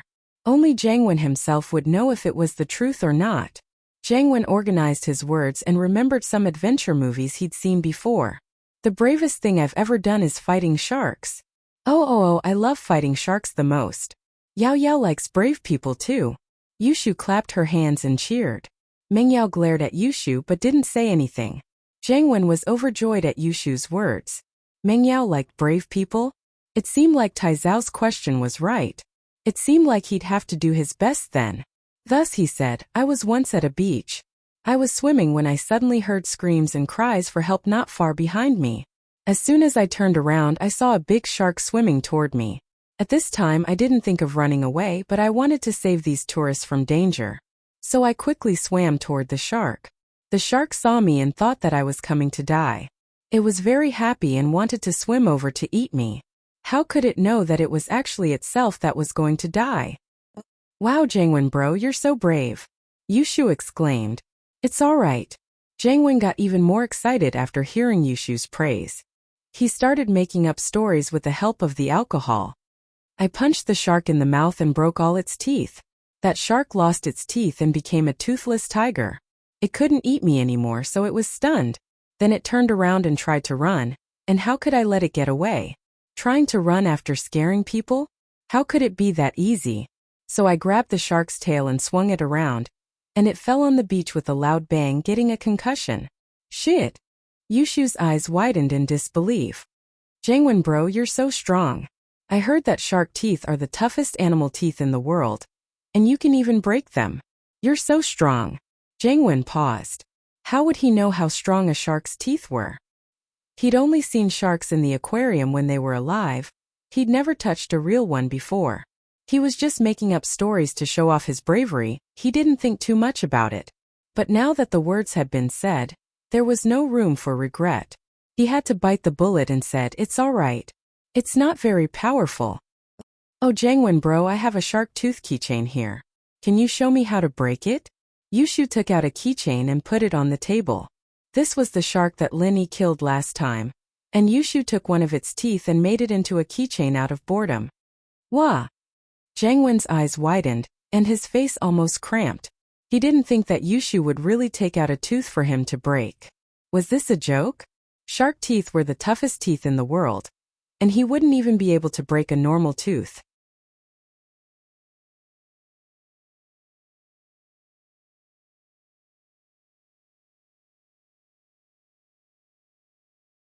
Chapter 630. By one free 1-inch ha. That shark's teeth weren't very sturdy. Jiang Wen said with a laugh. Not very sturdy? What do you mean? Yushu blinked confusedly. Meng Yao couldn't help but want to laugh. Her best friend looked like an idiot, but unknowingly, she could twist other people's words around and mess with them. That shark might have had fake teeth. That's why it wasn't sturdy. Tai Zhao quickly helped Jiang Wen out of the predicament. Fake teeth? Sharks go to dentists? Yushu said, surprised. There's a clinic in the sea? Jiang Wen was pissed. Was there something wrong with this Tai Zhao? Even if he was drunk, he shouldn't be talking nonsense. Sharks had fake teeth? Did he think it was a human? No, don't listen to him. Jiang Wen said quickly. The shark I hit was an old one, its teeth were loose so it couldn't take a hit. Oh, it's an old shark. Yushu nodded. Jiang Wen bro, you're amazing. You can even tell that it's an old shark. Haha. That's true. Alright, let's not talk about this. Let's move on to the next question. Jangwon waved his hand. I'll invite you to my house one day. I still have the shark skin. Oh, alright, I've never seen an old shark skin before. I'll have to get someone to appraise it. Yushu nodded. Sharks are my favorite thing to do. Jangwon almost scolded himself for being an idiot. Why did he bring up shark skin for no reason? What if Yushu went to see it? Where would he get it for her? Shark skin was easy to find as he could just buy one from the market, but old shark skin was hard to find. What if Yushu found out that it wasn't an old shark? Wouldn't he be slapping himself in the face? Alright, we'll talk about it another day. Jangwon could only force himself to agree. He turned to Yutian. Yutian bro, it's my turn to ask. Okay, go ahead. Chun Yutian looked at Jangwon making a fool out of himself. He felt that it was funny. His sister was really a clown. She could even squeeze someone to death with her words. Who is the most important person to you? And Jangwon wanted to ask some tricky questions, but remembered that Taizao said that the first round would be some normal questions. It wouldn't be good if he asked some tricky questions, so he decided to ask a normal one. As far as he was concerned, the most important person to Yutian was naturally Lingshan. For me, the most important person is none other than my instructor during my special training. Chen Yutian looked at Linny with respect, but Linny didn't even look at him. Yutian was disappointed, but he continued, he changed my life, gave me dreams, gave me goals, and made me a great soldier. If possible, I want to be his student forever. Yutian's words confused Jangwon and Taizao. Yutian had changed a lot these few years, but they didn't know who his instructor was. They didn't think much of it. Whether or not he was still pursuing Lingshan had nothing to do with Jangwon and Taizao. Yushu, on the other hand, looked at her brother in shock. She didn't expect her brother, who was obsessed with Lingshan, to say something like this. The most important person to him was actually his instructor. From the looks of it, my brother has really matured a lot, and he also has a new life ideal and goal. But, who is his instructor? Was he really that good? Was he as good as Shield Bro? Alright Shu, it's my turn to ask you. Yutian didn't wait for Jangwon to say anything. He asked Yushu directly. Who do you think is better, me or your Shield Bro? Jangwon and Taizao of course knew who Shield Bro was. They thought that Yutian was angry when he asked this question. Otherwise he wouldn't ask this question. If Yushu didn't answer well, Yutian and Linny would probably have a conflict, wouldn't they? Jangwon was gloating. He had a good relationship with Linny on the surface, but that was only because Linny was always by Meng Yao's side, giving him information. In fact, Jangwon hated Linny a lot. He was messed with by Linny twice in this room of Starlight Hotel. How could Jangwon forget that humiliation? If Yutian could beat up Linny for him, Jangwon would be very happy. Yutian was Yushu's brother. Even if he beat up Linny, Linny wouldn't dare to fight back because of Meng Yao, right? Haha, then this beating would be for nothing. Linny was really unlucky. But it all depended on Yushu's answer. So Jangwon waited for Yutian to finish his question and stared at Yushu, waiting for her answer. Oh, I think Shield Bro's a little stronger, right? Yushu wasn't expecting a question like that. Was he still holding a grudge against her for that phone call? But seeing that her brother wasn't showing any hostility towards Linny, Yushu didn't care anymore. Haha, alright Shu, it's your turn to ask Meng. Yutian smiled and didn't say anything else. Jangwon and Taizao's eyes widened. What the hell was going on? When did Chun Yutian's temper become so good? Then I'll ask. Yushu nodded and looked at Meng Yao. Yao Yao, I'll be the second wife and you'll be the main wife, won't you bully me? I don't want to be bullied. Meng Yao didn't know whether to laugh or cry. What kind of question was that? Be a concubine? Did Yushu really take it seriously? Yutian was taken aback as well. His sister's way of thinking was really weird. She wanted to be a concubine? Jangwon, on the other hand, almost felt his heart explode after hearing Yushu's words. Yushu wasn't bad looking, and she had a great body, but it'd be a disaster if he married her. He knew Yushu's personality very well. She liked Meng Yao, and if he married Meng Yao, how was he going to live with this buy one get one free system? Those who didn't know Yushu's personality would think that it was a great deal, but those who knew Yushu's personality would know that she was bringing a troublemaker home. He didn't want to live in the shadow of being messed with every day.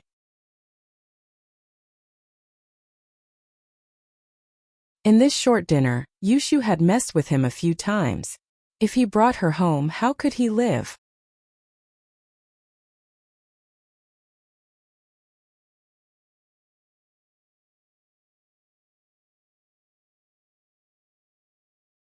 Chapter 631.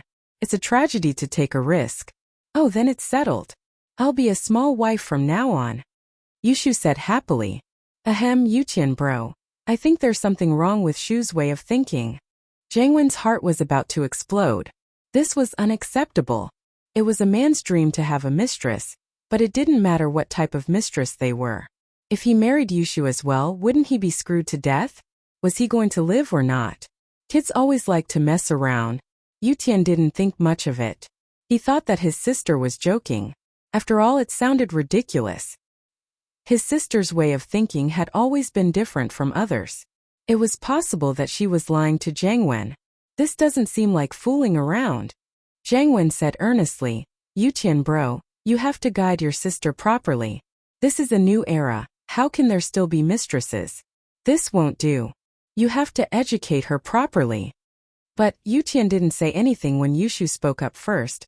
This is between me and Yao Yao sis. What does it have to do with you? Jangwon didn't know what to say. Yeah, this was someone else's business. Wasn't he being a busybody? If he confessed to Meng Yao and Meng Yao accepted him, then it would have nothing to do with him. But he hadn't confessed yet, had he? Alright, it's Sister Yao Yao's turn to ask a question. Yushu glared at Jangwon impatiently. Yao Yao, it's your turn to ask. Meng Yao didn't know what to ask, but after some thought, she still didn't know what to ask. Can I give this authority to Shu? Alright, I'll leave it to Shu then. Jangwon was in a rush to confess, so there was no reason for him to reject Meng Yao's suggestion. Okay, I love asking questions. Yushu rubbed her hands together, smiling at Taizao. Taizao bro, can I ask a question now? Alright, ask away. Taizao nodded as well. He wanted to ask a question that Jangwon could confess to. He was in a rush as well. Taizao bro, when did you stop wetting your bed? Yushu asked. Wah. Taizao's eyes went wide, not expecting a question like this. It was a funny question, but it was also a sharp one. Su Taizao had a secret, and that was that he had been wetting his bed since he was young. Although not many people knew about this secret, those who were close to him knew a thing or two. It was just that they didn't want to lose face and wouldn't mention it in front of him. When Taizao was in kindergarten, he once peed all over the kid who slept in the lower bunk. From then on, Taizao never stayed at a school or anything like that again. Even now, he didn't dare drink too much water at night because he was afraid of wetting the bed. This secret was an eternal pain in his heart. Taizao didn't know how to answer Yushu's sudden question. Truth or dare meant that you had to tell the truth. Of course, you could lie if you wanted to, as long as you didn't get caught.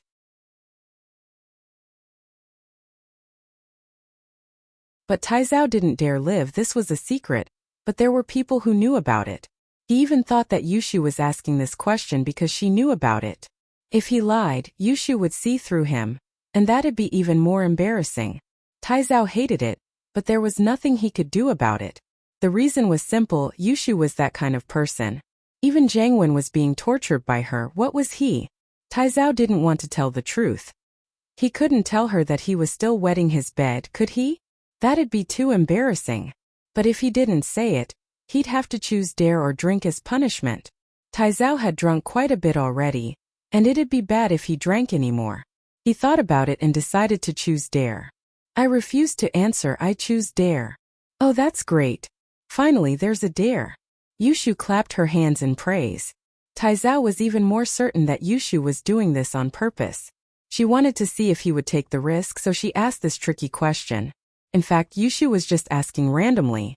Yutian knew a bit about Taizao's secret, but he wouldn't tell his sister about it. Yushu's question was pure luck. Taizao bro, I order you to drink 2 bottles of red wine. Yushu said after some thought. Wah! Taizao almost jumped out of his chair. 2 bottles of red wine? What kind of joke was this? He didn't choose to drink as punishment because he didn't want to drink anymore. But Yushu was ordering him to drink 2 bottles of red wine? Was she messing with him? But he couldn't go back on his decision since he chose Dare. Yushu's request wasn't too much, and it was normal. He couldn't reject it. Taizao was hesitating, and Mengyao couldn't help but laugh. This Yushu really knew how to play with people. Wasn't she purposely making Taizao regret? Taizao bro, is 2 bottles too little? Why don't you drink 4? Yushu looked at Taizao innocently, as if she wasn't the one who did this. What kind of joke was this? 4 bottles? Taizao was glad that Yushu wanted him to drink 2 bottles. If he drank 4, he'd be dead. Alright, hurry up and drink. We'll continue after that. Jangwon's mind was on the confession, so he didn't really care if Taizao drank or not. He just wanted the game to continue. Since Jangwon said so, Taizao had no choice but to drink 2 bottles of red wine. Alright, let's continue. It's my turn to ask a question. And bro, I want to ask you this. Do you have someone in your heart? Of course. Jangwon saw that Taizao was finally getting to the main point, and he started talking excitedly. My sweetheart is my childhood sweetheart, Yao Yao. I've been secretly in love with her since I was young, hoping that she'd be my girlfriend when I grow up, and we'll get married and have kids. Oh, then do you want to have sex with Yao Yao, sis? Yushu interrupted suddenly. Of course, Jangwon blurted out without thinking, but felt that something wasn't right. Wah.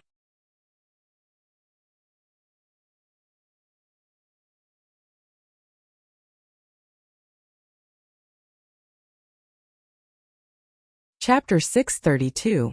Sorry, Mingyao frowned and glared at Jangwon in disgust. She turned to Yushu. Shu, don't use those vulgar words.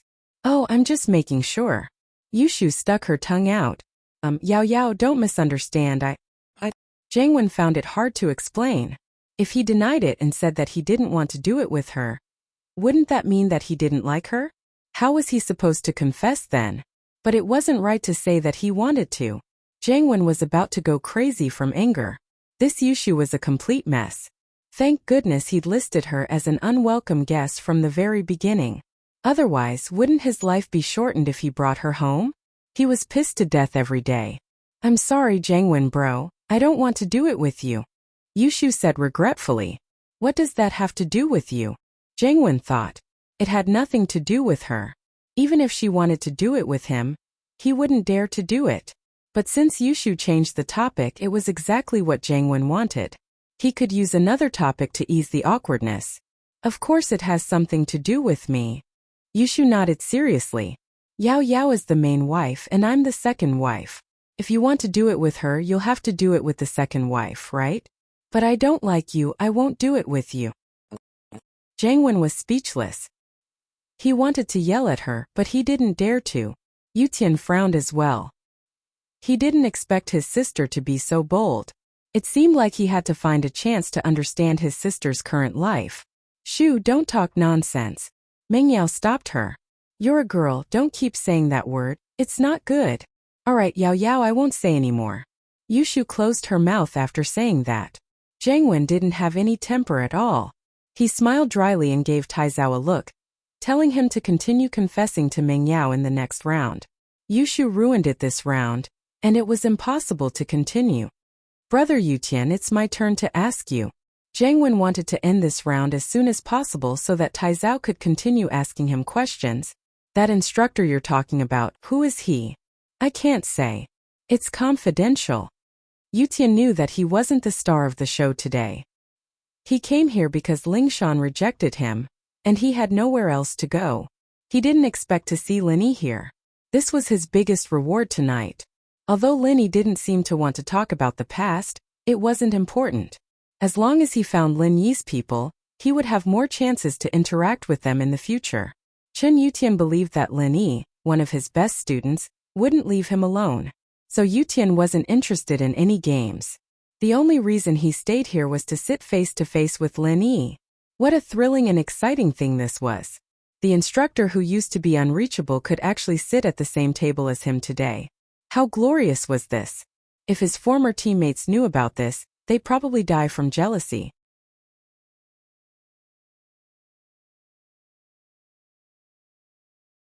Jangwon and Taizao froze at Yutian's words. They thought that it was just a normal topic and Yutian would just say a few words. They didn't expect him to keep it a secret. Was there something special about this instructor's identity? But even if it was special, it had nothing to do with Jiang Wen and Taizao. They didn't dare to be interested.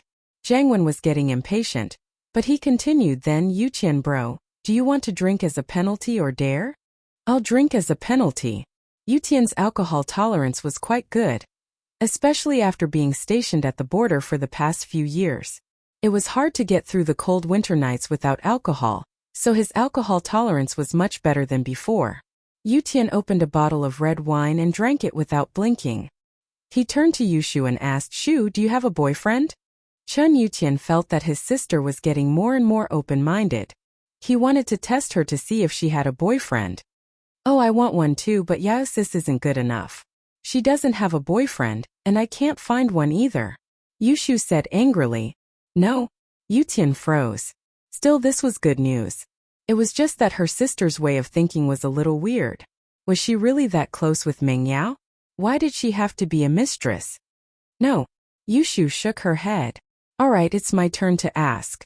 Yao sis, when are you going to find a boyfriend? I don't know. Meng Yao glared at Yushu. Don't keep asking weird questions. This is truth or dare, of course I have to ask weird questions. Yushu didn't care. Man, I still want to do 3P. If you don't find a boyfriend, when will it happen? Huh. Not only Jiang Wen and Taizao, but Yuqian's eyes widened as well. He didn't expect Yushu to say something like this. 3P. Jiang Wen's face twitched. It felt good to do 3P, but he didn't have the guts to do it with Yushu. He didn't want to die yet.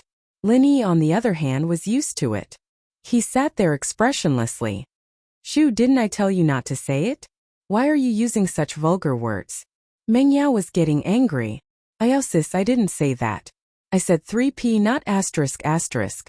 Yushu argued. It's the same. Don't say it again. Meng Yao humphed. Fine, I'll tell you when I get home. Yushu whispered. Not even when you get home. Meng Yao glared at her. She didn't want to continue this topic. Alright, you can continue asking Taizao bro questions. Taizao's heart skipped a beat. Yushu was still asking questions? No way. But before he could say anything, Yushu started the second round of questions. Taizao bro, do you still wet your bed? Yushu wasn't stupid. Taizao's rejection of dare made her feel that something was wrong. She thought that Taizao must have wet his bed, so she decided to ask a similar question. You can't do that. I've asked this question before. Taizao jumped up.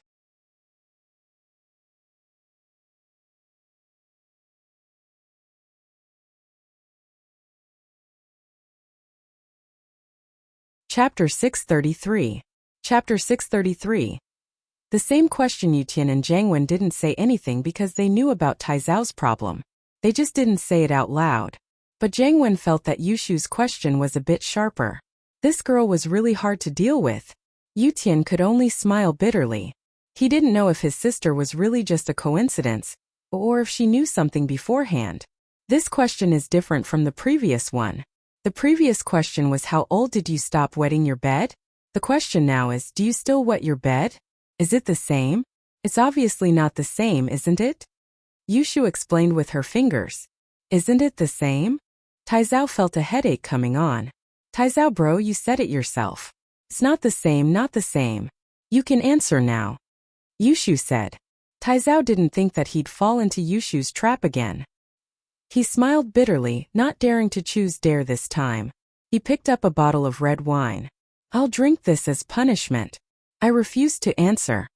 After finishing the wine, Taizao took a few deep breaths and recovered a bit. Seeing that Jiang Wen was getting impatient, he quickly asked, and bro, it's my turn now. I want to ask you, what does your ideal girlfriend look like?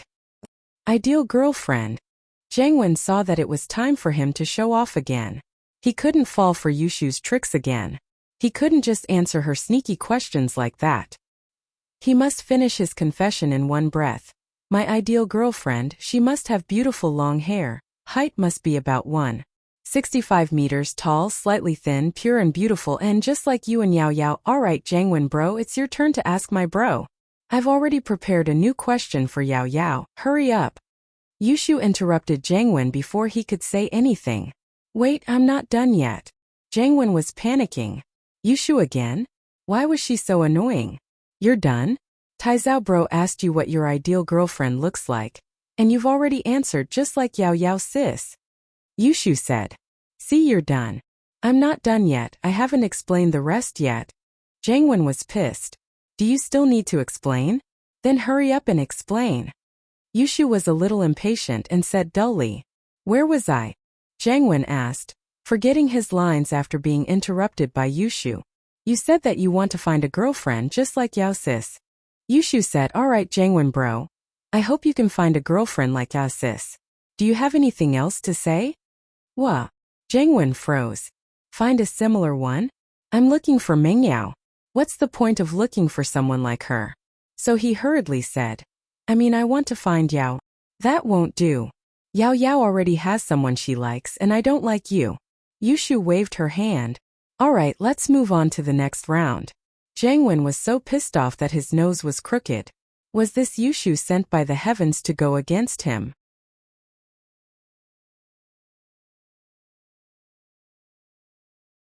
Although he didn't finish his sentence, Jangwon couldn't continue with Yushu's interference.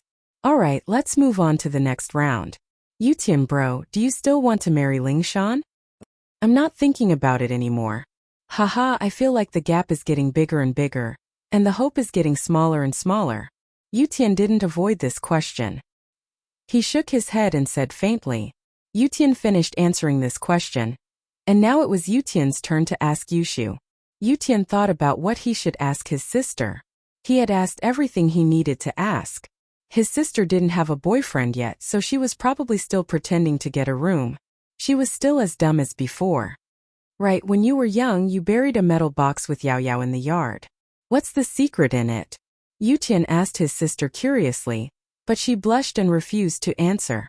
Mengyao also avoided answering this question on purpose. After a period of time, Yutian was very curious about the secret in the box, but he couldn't get an answer. After that, he joined the special training team and grew up, becoming an armed police soldier stationed at the border. That box, it's actually nothing much. It's just a vow between me and Yao sis. Yushu didn't feel embarrassed anymore. After all these years, Yushu's personality had formed. She was always this kind of dumb person. Great intelligence looks dumb, and she would never pay for it. Vow? What vow? Yutian asked. Jangwon, on the other hand, had his eyes wide open, waiting for Yushu's answer. He wasn't interested in other people's business, but Yushu said that it involved Mengyao's vow. He was very interested in anything related to Mengyao. Our vow was that Yao Yao sis and I will marry the same man. Yao Yao sis will be the big wife, and I will be the small wife. Yushu said proudly. Shu, don't talk nonsense. Mengyao blushed. What kind of vow was this? She didn't know why she agreed to it in the first place.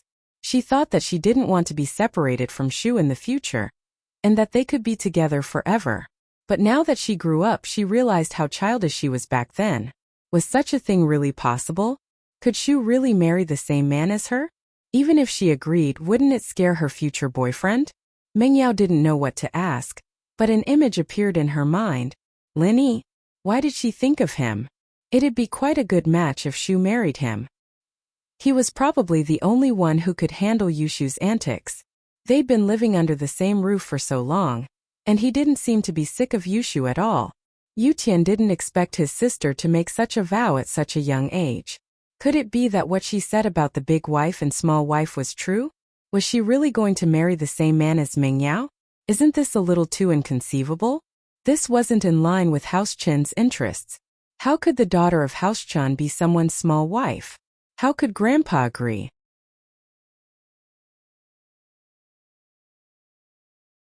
Of course, if that man was very powerful and was the target of competition from the noble houses, then it was possible. But this kind of person was too rare. Even if there was one, would he be able to stand his sister?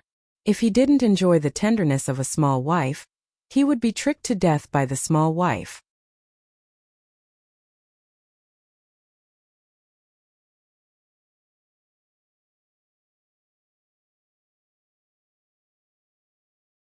Chapter 634. Chapter 634. Kiss Shield Bro. Yutian was confused about Lin Yi's sudden appearance as Meng Yao and Yushu's follower. He didn't know why. Was it someone else's arrangement? Someone purposely arranged for them to be together? Was it for Meng Yao or Yushu? From a personal point of view, Yutian naturally hoped that his instructor and his sister could be together. That way, not only could he get closer to Lin Yi, but it would also benefit House Chan. Lin Yi was already at the peak of the middle phase of the golden class, and he was about to break through to the late phase of the golden class. Now, he was probably at the late phase of the golden class. At least, Yutian couldn't see through Lin Yi's true strength. Lin Yi's strength was like a phoenix's feather among the young generation of the noble houses. It wasn't impossible for his sister to marry him. Jiang Wen, on the other hand, had a bigger headache. He didn't expect Yushu and Meng Yao to agree to marry the same man when they were young. Wasn't this making things difficult for him? It seemed like he had to think of a way to expose Yushu and Meng Yao. This was something he had to do. Otherwise, pursuing Meng Yao would become an impossible mission. Let Yushu be a small wife? Jiang Wen didn't dare to. First, he couldn't take it. He only had one heart. Even if he was the boss of an organ trafficking organization, if his heart exploded, he wouldn't be able to find a replacement. Even if he could find one, it would be long dead. Second, with Yushu's background and identity, he wouldn't be able to take it. House Chen aside, even Yutian wouldn't agree. Yushu's man in the future would either be a noble house's heir or a master. Alright, it's my turn. Yushu didn't care what the others were thinking. She quickly said to Meng Yao, sis, it's finally my turn to ask you. I'm going to ask. Who was your first kiss? La la la ha ha ha. Yushu couldn't help but laugh mischievously after asking the question. First kiss. Meng Yao frowned. She suddenly thought of Lin Yi. One look at Yushu's sneaky smile, and Meng Yao knew that Yushu was up to no good. Meng Yao didn't want to answer, but she didn't want to drink either. She had drunk quite a lot earlier, and her head was still a little dizzy. I refused to answer. I choose dare. Okay, Yao Yao, you're the second one to choose dare. I'm going to start. Yushu said excitedly, Yao Yao, I order you to kiss Shield Bro! Exclamation point. Meng Yao glared at Yushu. I'm not going. Go ahead, you've already given your first kiss to Shield Bro anyway, another one won't be a big deal. Yushu said matter-of-factly. Shoo! Meng Yao was pissed as she glared at Yushu. Are you done? You've gone too far. Oh, I don't think it's anything. Shield Bro kissed me too, I think it's normal. Yushu said. Jiang Wen, who was sitting on the opposite side, frowned. Meng Yao's first kiss was Lin Yi? Was it real? But looking at Meng Yao's expression, she seemed to have admitted it.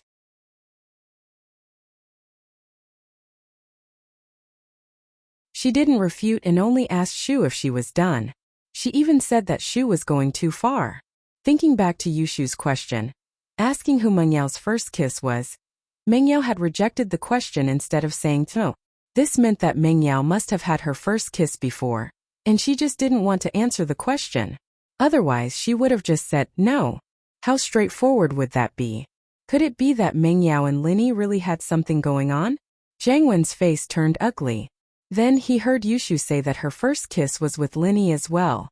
Could it be that the three of them lived under the same roof? Did something really happen? Jiang Wen wanted to flip the table. He had reached a certain level of anger at this point. This Lin Yi stole what he was supposed to do and played him like a monkey. He said that he was giving him information, but the truth was that he was stealing from the young miss in the house. Jiang Wen had the urge to kill Lin Yi. Chen Yutian was surprised as well. Lin Yi kissed his sister? He even kissed Meng Yao? What was the relationship between the three of them? Was Lin Yi still a follower? Although Yutian was confused, he didn't think there was anything wrong with it. It was impossible for Pengzhan to not know that Lin Yi was by Meng Yao's side. Since Pengzhan didn't say anything, could there be something else going on? In fact, if his sister could marry Lin Yi, Chen Yutian wouldn't object. Instead, he would be happy. This was what he wanted. But now Meng Yao was added into the mix. As long as his sister was willing, Chen Yutian wouldn't say anything. Alright Shu, stop joking. Lin Yi saw that Meng Yao was about to go berserk, and so he spoke up to help her out. This game is for you guys to play. I'm just a bystander, so dare has nothing to do with me. Why don't you give Yao Yao a different type of adventure? Alright, let's call it a day. Jiang Wen couldn't hold it in anymore. He wanted to kill Lin Yi right now, but he didn't show it because of Chun Yuqian and Tai Zhao. Still, he wouldn't eat at the same table with Lin Yi anymore.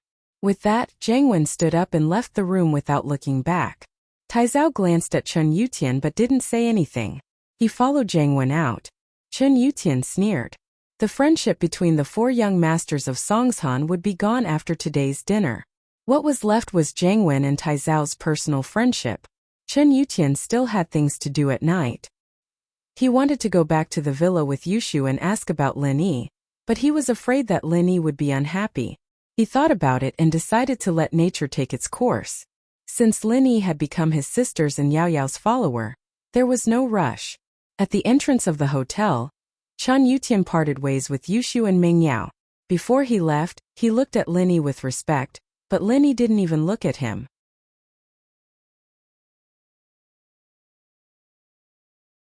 Instead, he acted like a follower, driving Meng Yao's Audi S5 over and waiting for them to get in. Chun Yuqian had no choice. He waved at Yushu and left after telling her to take care of herself. He wanted to remind Lin Yi to be careful of Jiang Wen. Jiang Wen wasn't a generous person, and today's events made him lose face. He would definitely take revenge. But thinking about Lin Yi's strength and skills, his reminder was unnecessary. Chun Yuqian shook his head and left.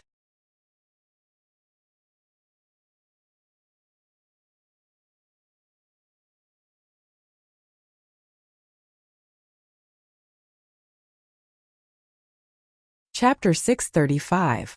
Lingshan caught Shu. Did you drink too much today? You went a little overboard with your words. Meng Yao said to Yushu. I don't like Jiang Wen, but your brother was there too. It's not good if we end up breaking up on bad terms. Oh, I didn't drink too much. Yushu shook her head. I was just thinking that Yao Yao was a little unhappy today, so I wanted to cheer you up a little. Meng Yao froze. She didn't think that Yushu's prank today was just to make her happy. She couldn't help but feel a surge of warmth in her heart. She hugged Yushu, feeling touched. Shu, thank you. Oh, it's nothing. Yushu shook her head. Yao Yao was unhappy, so of course I wanted to cheer you up. And Shu, you're so good to me. Meng Yao was really touched. Then you have to let me be your small wife from now on. Yushu said. Ha, sure, we'll be together forever, good sisters forever. Meng Yao nodded. This was the first time she answered Yushu's retarded question. Lin Yi was driving in the front, as if he didn't hear the conversation between the sisters. In fact, Lin Yi did hear it, but he didn't know what to say. He didn't know how to persuade the sisters. When they got back to the villa, Meng Yao and Yushu held hands and went upstairs to talk, leaving Lin Yi alone at the bottom of the stairs. After a meeting, Lingshan decided to go undercover and infiltrate the criminal organization, wiping them out in one fell swoop. Otherwise, it wouldn't help the case at all if they only captured some small fries. This method of capturing people was called a UFO. A UFO, as the name suggested, was an unidentified flying object. Even if they captured the person, they wouldn't know what was behind them, just like how humans didn't know about UFOs. Lingshan, on the other hand, decided to take the risk herself. She was the captain, after all, and this case was her responsibility. If she didn't go, someone else would. And she, as the captain, wouldn't feel at ease if someone else went.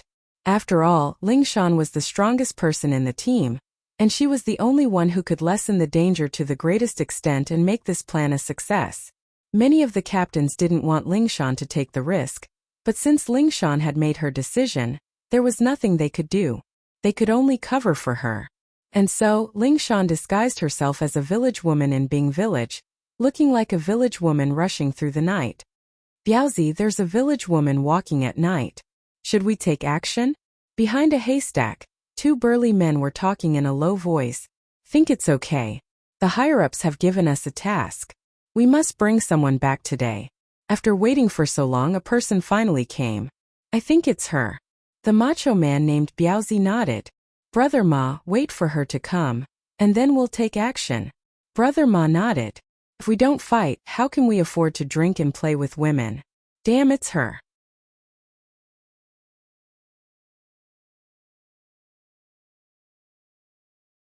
Lingshan had already sensed that something was wrong. The professional sensitivity of the captain and the sharp insight of a golden class master had already let her know that there were two enemies hiding not far away. But Ling Shan's purpose this time was to be captured by these people, and then sneak into their headquarters, find their nest, and wipe out their organization.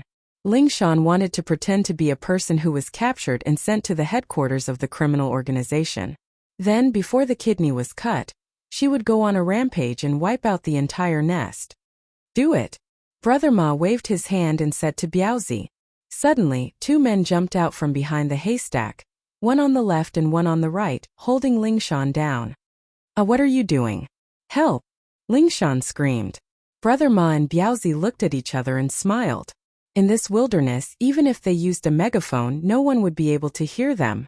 Although they were operating in Bing village, they didn't dare to capture people in a crowded place. If the villagers were alarmed, how could the two of them fight against a large group of people? So, for the sake of safety, they chose a less populated path in the field. Although it was quiet here, there was a disadvantage. There were almost no people at night unless there were people rushing at night. The two of them just wanted to try their luck here in the first half of the night to see if they could wait for people to pass by. If it didn't work, they would wait for the second half of the night to break into the houses to capture people. Although it was more dangerous, at least it would be the second half of the night, and it wouldn't alarm most people. But they didn't expect that after waiting for a few hours, a village woman walking alone at night came. This was a rare opportunity. They didn't care whether Ling Shan would call for help or not. They directly punched Ling Shan's neck and knocked her out. In fact, Ling Shan didn't faint. She was just pretending to faint. If a golden class master could be knocked out so easily, then the golden class master would be too weak. Ling Shan was dragged into a van by the two men, and the van started up quickly, heading towards the city. After about half an hour, Ling Shan was sent to another abandoned factory in the outskirts of the city. They still didn't enter the city, but this place was completely different from the last one. Ling Shan knew that this was just a temporary transfer station. It wasn't the headquarters of the criminal organization. She was just temporarily kept here. The two men were only in charge of capturing people. There should be another group of people in charge of sending her to the surgery place. That should be their headquarters. In the abandoned factory, Ling Shan was thrown into a basement, and the two men happily went to collect the money. The one in charge of watching over her was a man with a gloomy face.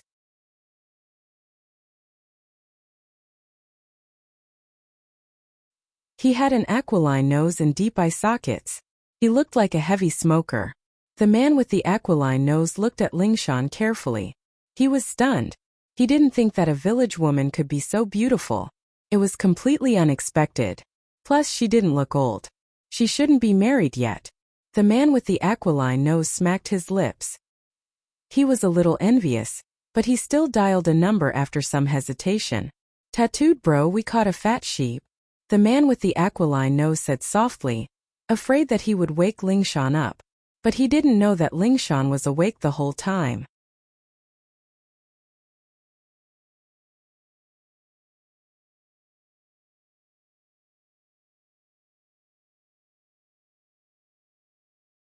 Chapter 636.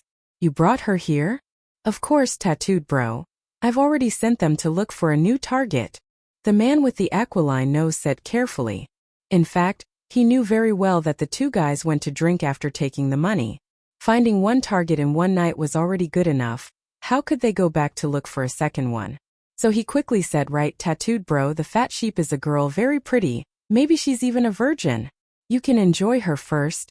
"Oh? Really? I got it." The tattooed guy didn't show anything on his face, only saying faintly.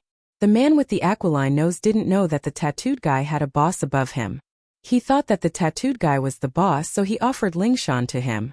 After hanging up, the tattooed guy quickly walked to Jiang Wen's side. "When bro, the people down there caught a girl. I heard she's not bad. Maybe she's still a virgin. Do you think you should?" "Oh?" Jiang Wen raised his eyebrows. He was extremely pissed off right now, and other than venting his anger, he couldn't find a way to vent it out.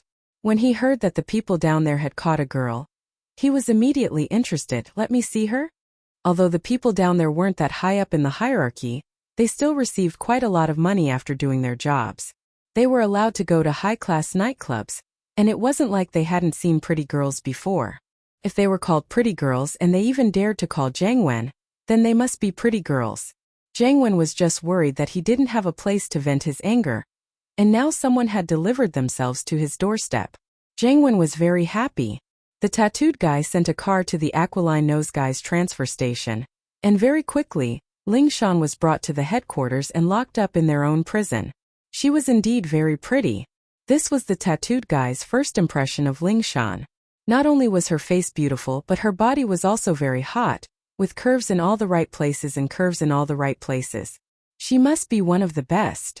According to the tattooed guy's many years of experience, this girl in front of him should be a virgin. This was in line with Wen Bro's standards for women. But other than that, the tattooed man felt that Ling Shan looked very familiar, as if he had seen her somewhere before, but he couldn't remember where. After locking Ling Shan up, the tattooed guy returned to Jiang Wen's side and said in a low voice, "Wen Bro, I've sent her here. She's indeed a top quality product, but she looks a little familiar. Where have I seen her before?" He was a cautious man, and he wouldn't let go of any details. Otherwise, he wouldn't have been in charge of this place for so long. When Jiang Wen's brother was here, the tattooed man was the person in charge of this place. "Where have I seen it before?" "What do you mean?" Jiang Wen frowned. "Someone you know? I don't think I know him."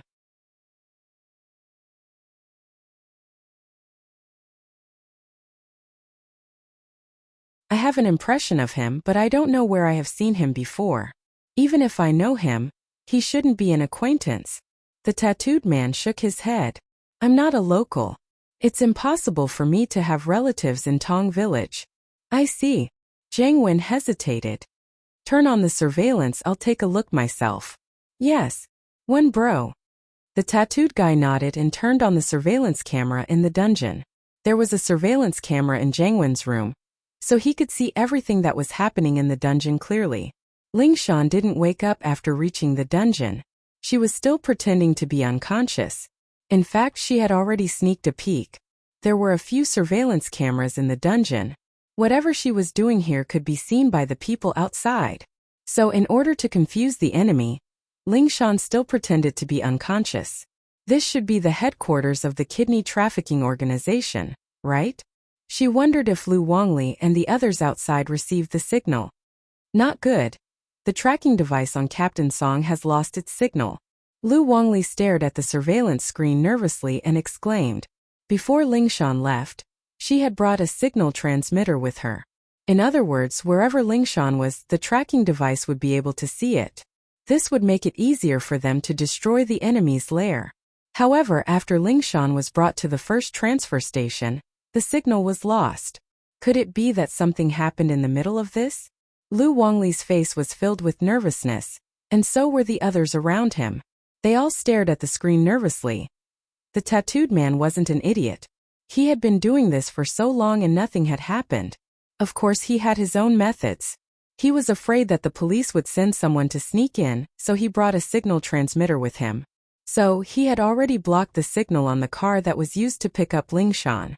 It was the same for the entire headquarters. Other than the special wired network phone, there was no signal on the phone. Of course, Jiang Wen's own phone had been transferred through the call forwarding system, so he could still receive the signal. The surveillance screen was turned on, and the focus of the camera was getting closer and closer. Jiang Wen finally saw Ling Shan's face clearly. He couldn't help but curse, "Fuck. What's wrong, Wen Bro?" The tattooed man was stunned by Jiang Wen's reaction. He didn't know why Jiang Wen had such a big reaction. "Wen Bro, do you know her?" "Why not?" "Ling Shan, the captain of Songshan's criminal investigation team." Jiang Wen's eyes widened. "Chen Yutian's target. Why did you bring her here?" It can't be. You brought the captain of the criminal investigation team here?" The tattooed man was dumbfounded. He didn't know why this person looked so familiar. So she was the captain of the criminal investigation team. This was a character that often appeared on TV.